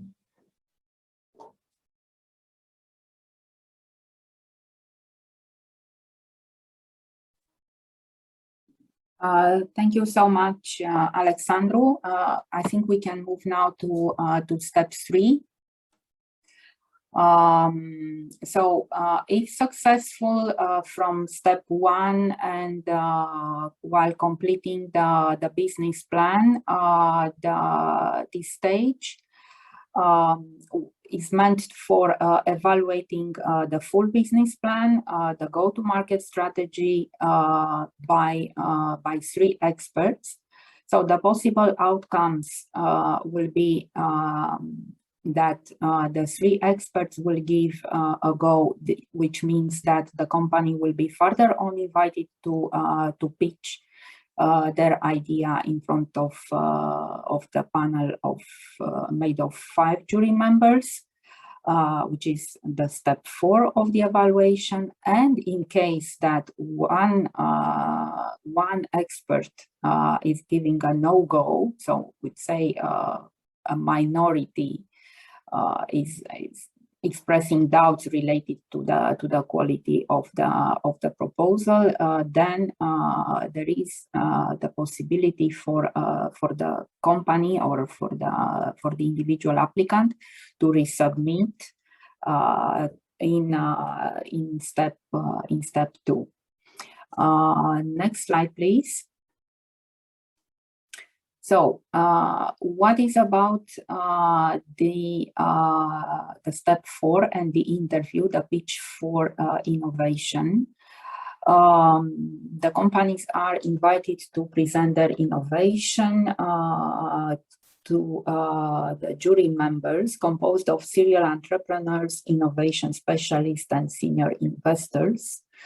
The interview is structured in a very clearly organized manner. So it's the 10 minutes presentation, non-interrupted, in front of the jury members, followed by a session of approximately 35 minutes. In which they will be answering questions that are put by the jury members as well as the program managers. I think we have a unique opportunity to have together with us one of the EIC jury members who is as well an ambassador of the EIC program in Romania. Yeah, it's my pleasure to say hello to Mihai Sfințescu and to give him the floor to present you very valuable insights of how a pitch is occurring in reality. Mihai, please. Thank you, Ariana, and hello to everybody. So first of all, for the one that make it to the step to step 4, congratulations. I mean, it will be quite a journey, as you say, and as you have seen, and you had to convince already a number of experts of the value of your innovation. However, in order to actually get the grant and also start the discussions with the EIC Fund, you still have one more step to complete, and this is the jury interview. At this stage, I have to say that, you know, for my colleagues and I from the jury, it's always quite a difficult task to select between proposals, because they typically all of them are very interesting, and you know, they have new innovations with impact on the lives of people, and so it's a difficult task. However, this is our task, and you have to select on some of the applicants. By the way, this is the final step for you to get the grant, and also this is the way to be placed on the pipeline of the EIC Fund. So if we can go to the next slide, please. Okay, so so there are some factors to consider in the way you prepare for this interview. First of all, you need to make a summary in this 10-minute pitch that you have. You need to make a summary of your proposal and present all the relevant content in an accessible manner. And I want to explain this a bit, what accessible manner means. The jury composition is done in such a way that the expertise and background is complementary. And so if you have an innovation in a certain niche of the market, like, I don't know, say some genetic treatment or maybe some specific use of blockchain in a certain part of the, let's say, in logistics or something like that, you may well expect that not each of the jury members knows that well the niche. And so you need to present it in a way that somebody with a general understanding of the sector and with good business skills can understand why the innovation is important and what is the relevant market, and so on and so forth. Also, in your pitch, you need to be aware of all the selection criteria that have been outlined for the short proposal and the full proposal, and address them somehow. Then in terms of how you prepare for the pitch, I want to stress that you need to, as I said here, rehearse. So do not expect that you will be there spontaneous and you'll just come up with ideas while you speak. That's not the way to win it. The way to win it is to rehearse it probably, I don't know, 20 times or so, and make sure that you make very good use of those 10 minutes, so you don't finish like, 1 or 2 minutes before time, because that means that you lost those 1 or 2 minutes in which you could have presented something in more detail. And also you're not in a situation not to be able to complete the presentation, or you have to alter dramatically the pace of the presentation, as it sometimes happens that people, in the last 2 minutes, they start speaking so fast that it's hard to follow them. Then also the same is for the Q&A session. So it's my advice to you is to think and prepare a list of likely questions, because typically I think you can identify maybe 60 to 80% of the questions that might be asked by the jury, and prepare answers for them, and then have someone interview you, and you give those answers live, and then you, as much as possible, you memorize them. I mean, you don't need to memorize everything, but the main ideas. And I say this because you will see when you get to the interview, the questions do not necessarily come in because they come from different jury members, and each of them targets a certain area of your proposal.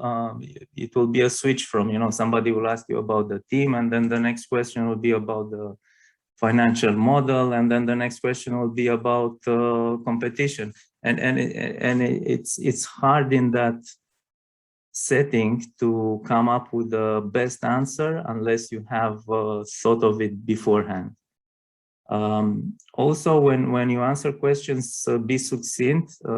Digression doesn't help, because sometimes people have the impression that if they give a lot of details, it's in their advantage, but it isn't. I mean, you have to answer the most relevant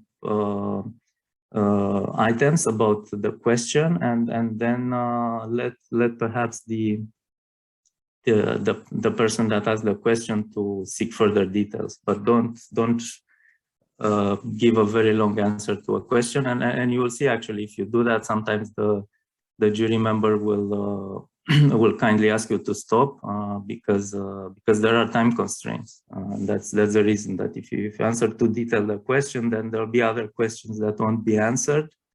And no answer means a risk factor for the jury member, because if you didn't have the opportunity to ask the question and receive a convincing answer, that means that maybe something there is not all right, and that might influence you to vote for another proposal, because there you had your answer. So again, be succinct, digression doesn't help. Next slide, please. So regarding that's a more general presentation of what a venture capital investor but also the EIC looks at when assessing a startup. One important element, and I think it was already discussed here, is the team. But I would like to stress here that the team, typically when you do a fundraising with venture capitalists or you come to these interviews for EIC, the team has to be fit for the next stage of the business. So, for instance, if you are at TRL 8 and the next step is to go to the market and find clients and then make it a proper business, then we need to see that in your team composition. We need to see that you have sales and marketing people, or if you don't hire them already, there needs to be like a sort of pipeline, or maybe you have some people that already want to work for you, but you haven't hired them, and you need to put them there. I think otherwise it's a bit tricky that you have a plan, but the team is not there for that plan. Then of course on the products, you need to underline the unique selling points and what is the competitive advantage against other solutions that are already on the market or are about to hit the market, because they're always, for instance, especially in healthcare, you have a lot of products in clinical trials, and you have to mention them and explain why your product is better, and also make sure that you have a proper intellectual property rights. So you need to look at freedom to operate and have patents or copyright if it's software. These are important elements. One important element also for VCs and for EIC is if the total addressable market is big enough. Because if you go in a very tiny market, the ability to scale is limited by the size of that market. Also, of course, it's good that to be in a growing market, because that's always better from a margin standpoint.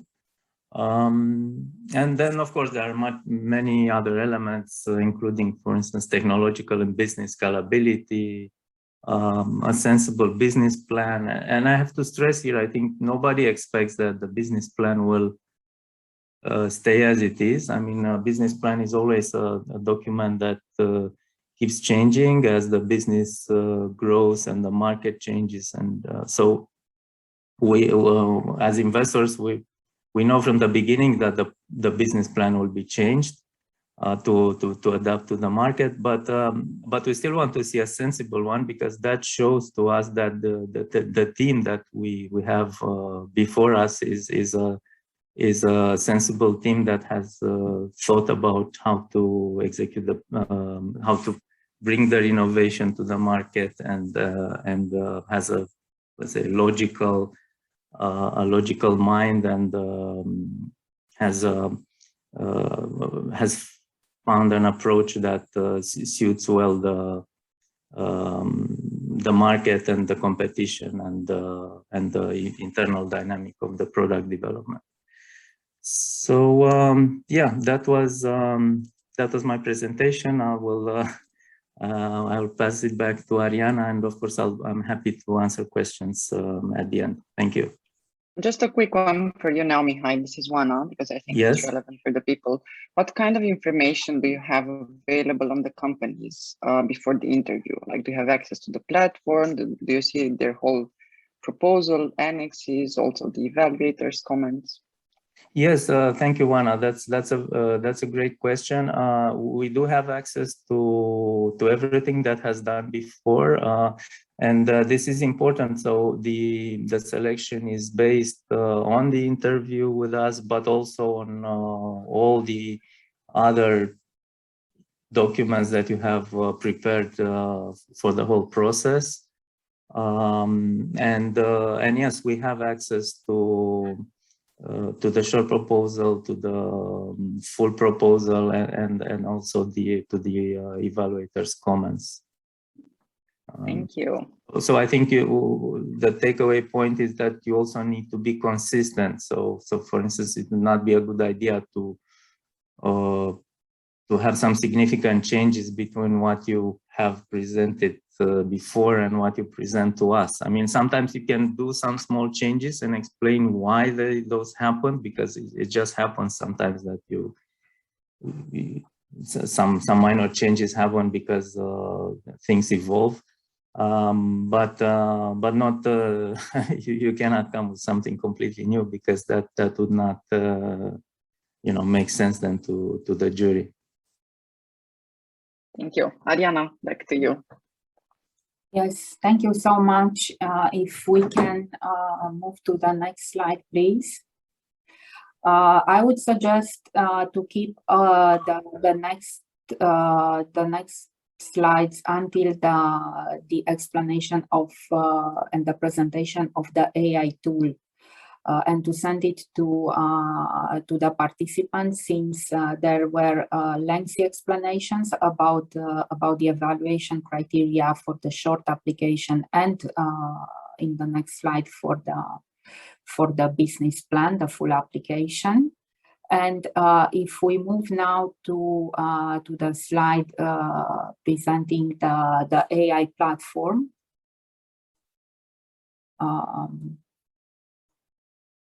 Yes, so a very important feature of the program, and offering as well equal support to the applicants, but also to the evaluators, is the AI-based IT platform.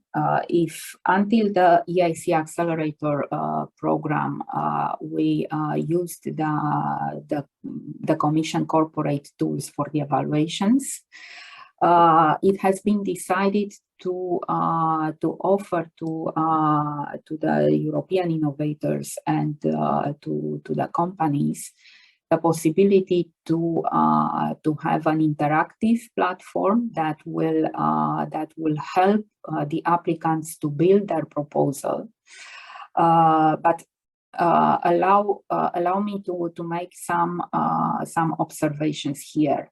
The AI platform is definitely not a decision-making tool. It provides insights designed to guide and to support both the applicants and the experts, but by no means the ratings are not scores, and they do not replace the experts' evaluation. So very important actors in the evaluation process are the experts, that you have already the possibility to listen to their first-hand experience.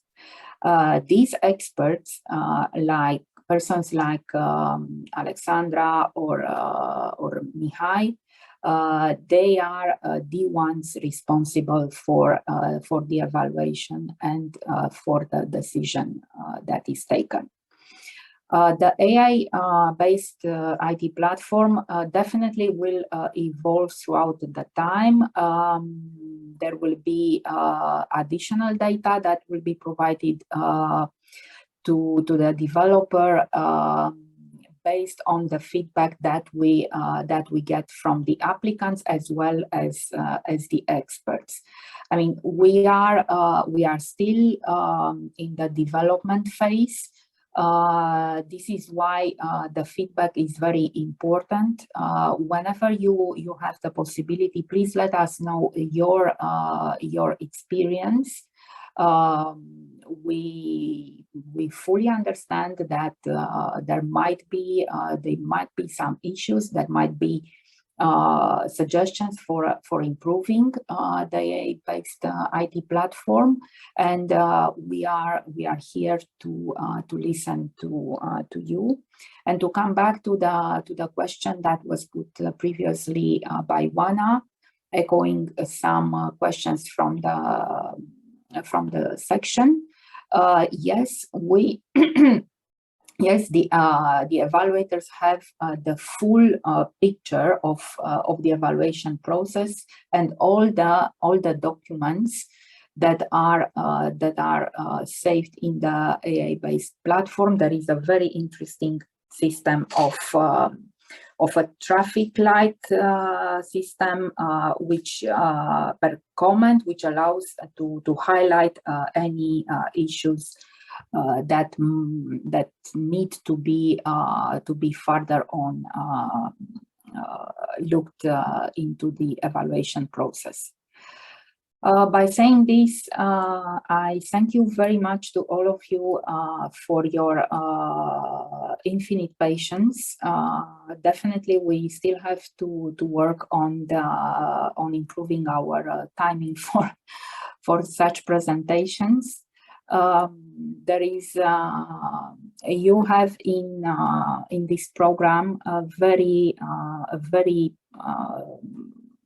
open and willing to support program for dedicated to innovators and SME startups, as well as well-established companies. So don't hesitate to study the program and the requirements, and try to reach out some help in order to get the very most of it. I know that there were some data requested by the participants related to the Romanian participation. I would keep this for the end. I will make an oral presentation, but now I think it's high time to give the floor to the next speaker. Thank you so much. Dennis, if you're still with us, thank you very much for bearing with our delay. So basically, Dennis was invited to present us his experience as one of the companies financed in the EIC pilot. So Dennis? Yeah, thank you. Good morning to everyone. Let me share a couple of slides and my experience with the EIC Accelerator program. So I hope you can see the slides.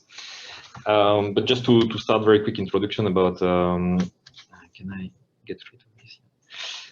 About me, so I'm an engineer, graduated from a university here in Belgium, and we launched our company Tessares with 3 other co-founders in 2015. So we are a bit more than 6 years old. But when we wanted to, yeah, let me go on with the introduction. So we are a software company.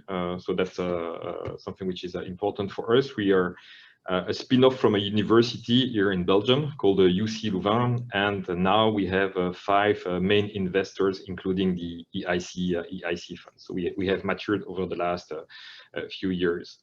Our business is to develop and to commercialize software that will improve the internet connectivity, the performance, the experience of the consumer, and the enterprise market. And to do that, we rely on something which is really specific to us. So that's a new protocol that was invented by the team, at the university, and that we have transferred to the company, and we are really seen as worldwide expert on that technology. We continue to do a lot of research, and we contribute in standardization bodies to bring that technology to a wider, let's say, landscape. Today, so we have received a few, let's say, awards from different bodies. We are a team of roughly 25 people with a very strong focus on R&D, but not only. We have also business developers and sales managers, not only in Belgium, but also in other countries and even in the US.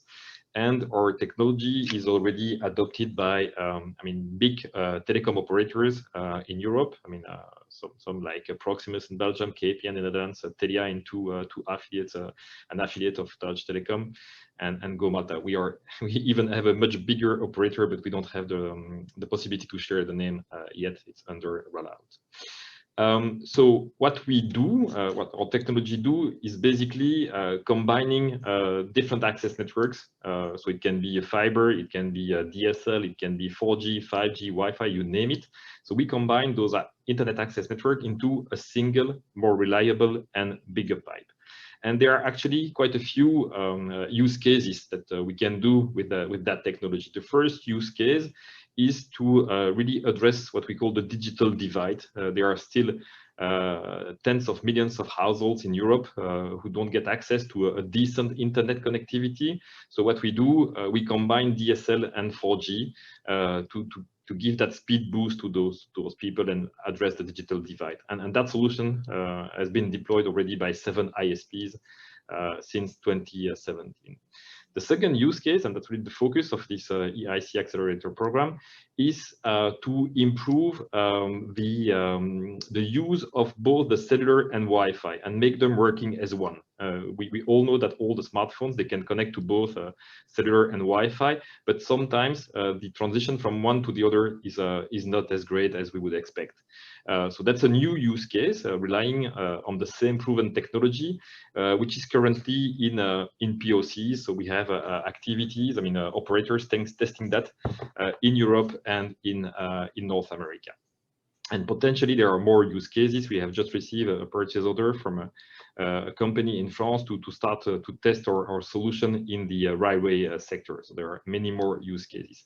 Really, the focus of the EIC Accelerator was on the use case too. So we were, let's say, a scale-up. We are a scale-up company. We had a first use case that was successful, and we really wanted to address a second use case with a lot of risk, a lot of competition, a lot of innovation, and that's where we managed to get that grant. So the blended finance, the combination of the grant and the equity from the EIC Fund.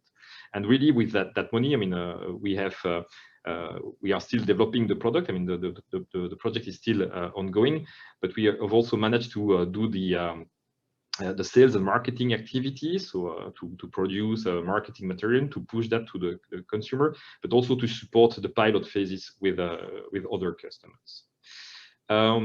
Not to spend too much time, but really on the use case that we are addressing. So you know that your smartphone, I mean, will connect automatically to a Wi-Fi. I mean, it can be public or home Wi-Fi, and then you have the coverage of the cellular network.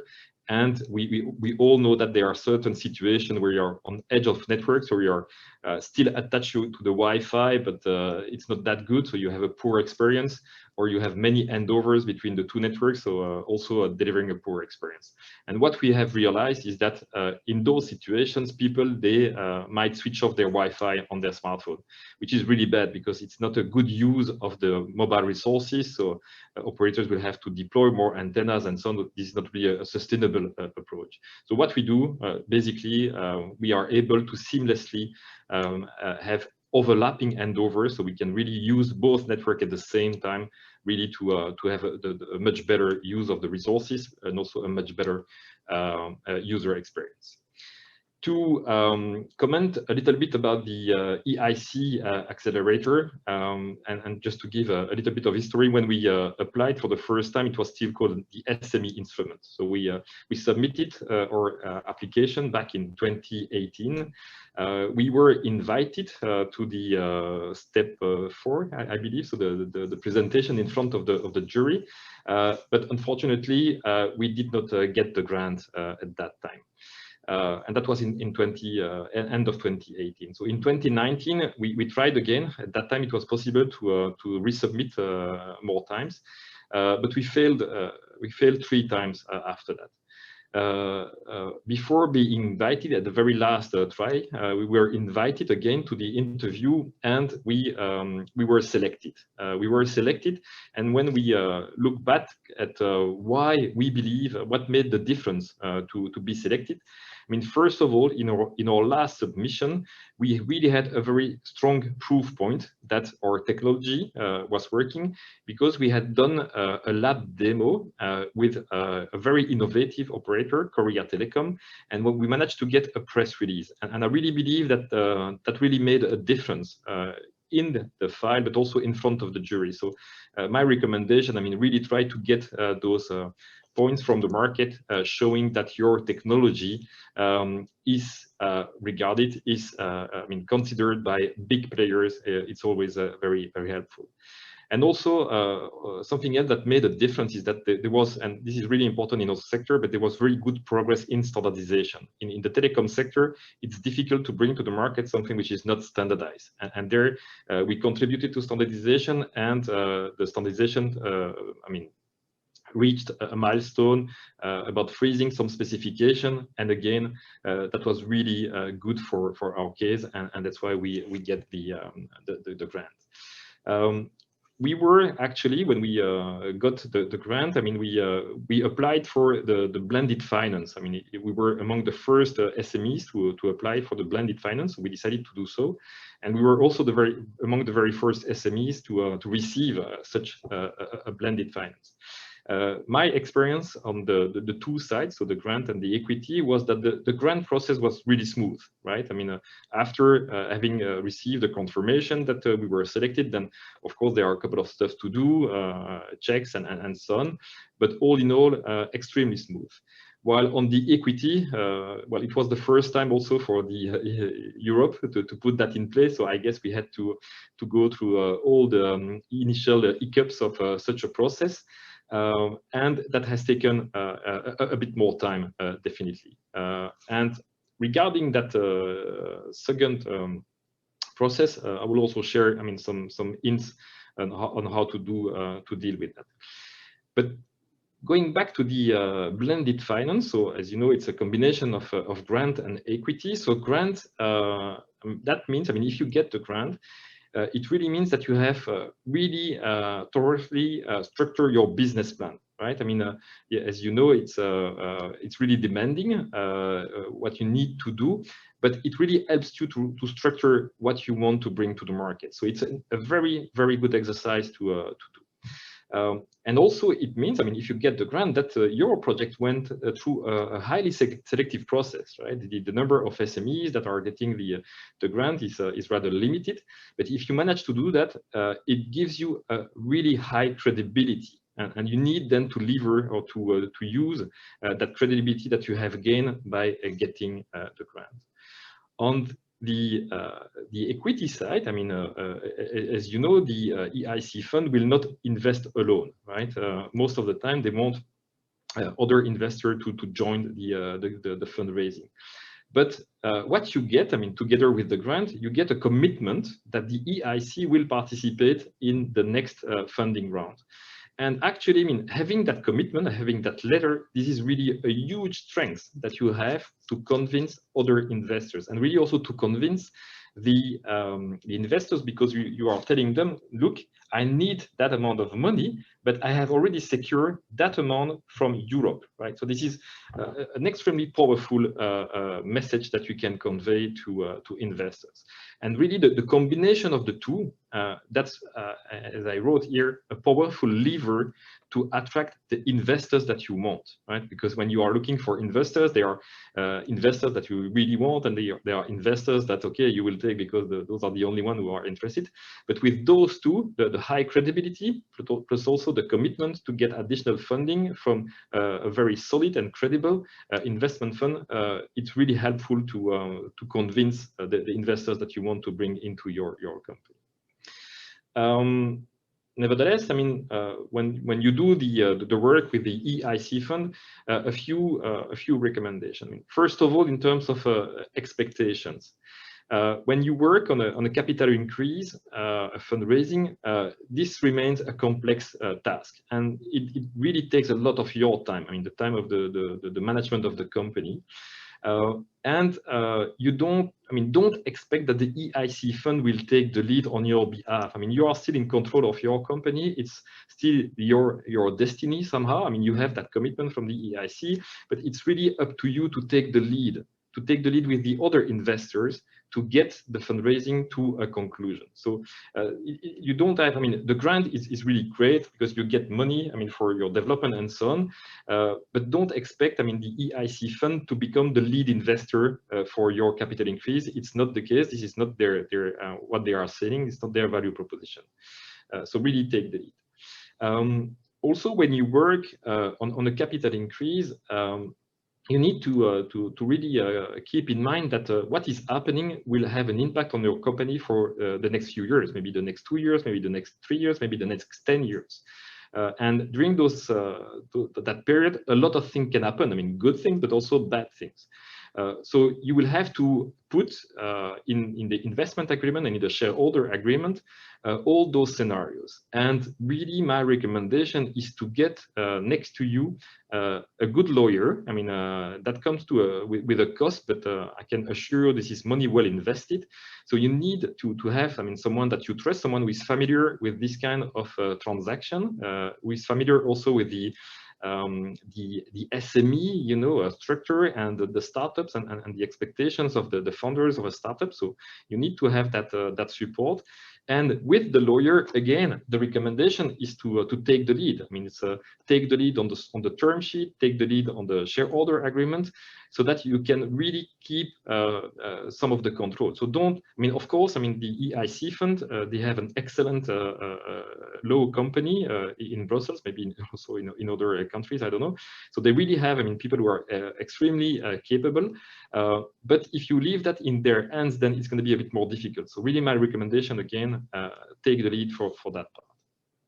And the last point, which is talking about the due diligence. I mean, it sounds like a bad word, due diligence. It sounds like a tedious process, but it's a mandatory step. But actually, due diligence is not that complex to handle. I mean, due diligence is nothing else, as I said, to having discipline in place for all your processes. I mean, you need to have your corporate processes. You need to have the contractual processes in terms of NDAs, commercial agreements with your suppliers, commercial agreements with your customers. You need to have something which is clean also for your employees or for your contractors. You need to have your accounting, the financing, the auditing. I mean, all those processes in place. You need to have everything also related to the intellectual property rights, the protections of your IDs and software and so on, the minutes of the board and so on. So it's really having that discipline in place and to really anticipate. But if you are, let's say, well disciplined, if you are clean with all those processes, then the due diligence is just about, you know, putting all those documents at the right place so that it can be reviewed by the EIB in this case, or by the law firm when you work on the shareholder agreement. So that's it for my presentation. So I kept it short. Happy to also to answer, I mean, some questions if you have. But I definitely want to say that for us, getting that EIC Accelerator blended finance was really a game changer for the company. So we are extremely happy that we have done that effort. I mean, and it takes time, definitely. But then the reward is extremely high. So I can only recommend all founders or SME or entrepreneur to try to get such a very strong support from Europe.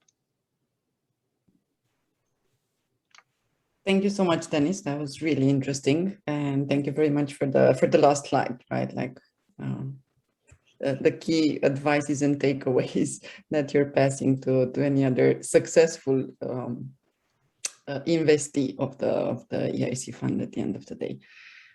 So, ladies and gentlemen, Thank you once again for your patience. As I put it in writing, given the fact that we are running a bit late. If we were in a physical room face to face, I would be able to assess a bit more the level of energy that you're still having. And right now, I'm just looking at my fellow panelists.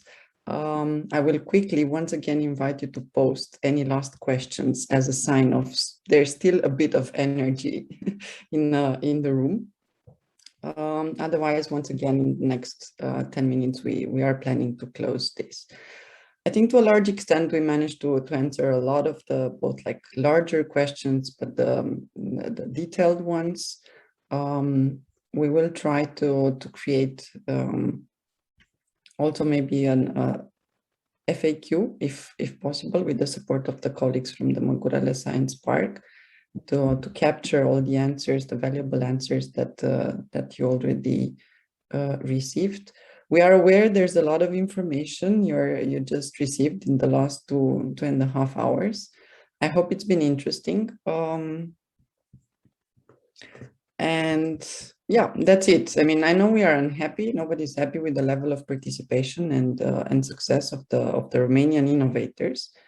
But let's remind ourselves, this is a unique moment, an opportunity, the fact that the EIC and overall the Horizon Europe, it's just in its first year. It's just a matter of being informed, spreading the news, letting other founders and innovators and fellow researchers know about this, and start reading, start preparing your applications. I put the link to the AI-based platform. Once again, I couldn't stress more that you need to start from that. Just start working on it, and then as my fellow colleagues were saying, look for a coach, so on and so forth. Yes, Ariana, you wanted to add something? Yeah, I just wanted to add some information that I promised to deliver to you. Yeah, related to drum rolls on the Romanian statistics. Yes. Yeah, the Romanian statistics. So regarding the Romanian participation in the newly established program, I'm glad to inform you that there were 44 companies that accessed the diagnostics feature of the AI tool. There were 12 companies that applied for step 1. We cannot provide the results of the evaluation of step 1. What we can say is that we have one Romanian company that passed step 3, and from the questions that I received today, it looks like there are other companies that got a positive result of the evaluation of step 1. And I would like to, maybe to stress one more time what is happening after getting the positive result of step 1. So from the date when you receive the information letter about this result, you have 12 months in order to prepare your full application and business plan. So no need to rush for the next cutoff. Take your time unless you have a very, very solid proposal that is ready to be submitted. As you heard from my fellow panelists, the process is very thorough, and the competition is fierce. I think it was another question about the success rate. Well, for the success rate, we can tell you that we received 800 proposals for step 1 up to the cutoff of June, and there were 132 companies invited for the interviews, which means that if we compare, for instance, with the results of the last cutoff of the EIC Accelerator pilot, when we received 4,200 proposals, and we invited only 134 proposals for the interviews. This gives you quite an impression about how competitive the program is. So we can say that it's highly competitive. In general, the success rate is not more than 5%. But as you heard from Dennis, this is it's highly rewarded, and it gives you a lot of support in order to see your ideas flying, going to the market, conquering new markets, and establishing or re-establishing the European sovereignty in this area. So these were the information that I wanted to present to you. If there are more specific questions, I would say I would like to see them all. I will kindly ask the organizers to send us a document summarizing all the questions that were put, together with the ones that we could not provide the answers on the spot. Juana, if you have some questions that you consider that were not answered, just let me or us know. We'll let you know in writing. I mean, that's it. I promised we close by 1:30, and we are going to do that. So once again, yes, to all the participants, and you will be receiving the presentations from today. You will be receiving the recording. Our colleagues from Măgurele Science Park will decide if it's best to send it to you via email, or they post it on their website and they just let you know once it's done. And same for the questions. If I may, sorry, I just wanted to add one thing, is that because I'm seeing statistics at each of the calls with the applicants and so on. I think one of the reasons that there aren't that many successful Romanian companies or Bulgarian or Croatian companies is that first of all, there are not enough applicants from those countries. Because this is like a big number game too, right? If you have a 4 or 5% success rate, obviously you need to have a lot of applicants to get a successful one. And secondly, I think there is sometimes, I mean, you can see when companies come from stronger ecosystems that they have a better understanding as to how to put together a proposal, and they pay attention to every section of that. I mean, so they have all, team, marketing plan, sales plan, human resources plan. I mean, everything is there. When you look at proposals from Nordic countries, for instance, they are very well structured. Whereas sometimes when they come from south or from the east of Europe, sometimes they have great ideas, but there are some things missing, and sometimes those little details can make the difference, especially when you make it to the jury. Because as I said, all the proposals are very good at that stage, and you just need to differentiate it. And sometimes because you're missing some of those items, you may miss the grant. So I would encourage you to think at when you prepare the proposal, think about all the necessary elements to be included there. Thank you. Thank you, Mihai. And I'm counting on you, and I'm counting on Ariana, and I'm counting on myself, and I'm counting on my colleagues from the ministry. And we have what's called the national contact points, by the way. I mean, there's an entire network of people that are here to support and will be here to support. We just need to start applying, I agree, and learning how to improve our applications and learning how to make best use of the funding.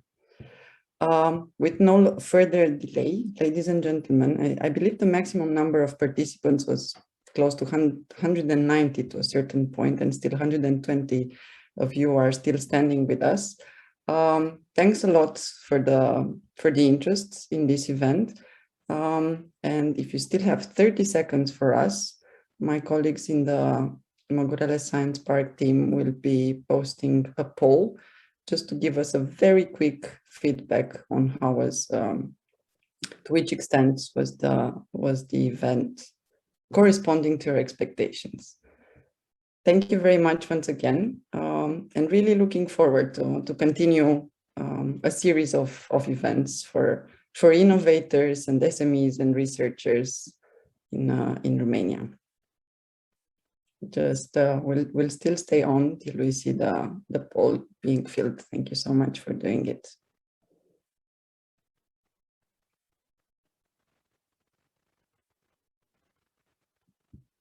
In case you didn't figure it out, you have in Zoom, once you start attending via Zoom, you have the polling icon just down in the bar. Juana, many thanks to you and to the organizers. A big thank you for all of you that attended, that put very interesting questions, as well to the participants. Yeah, and let's try to help building a right innovation ecosystem in Romania. Thank you very much to everyone, and have a good lunch and a nice afternoon.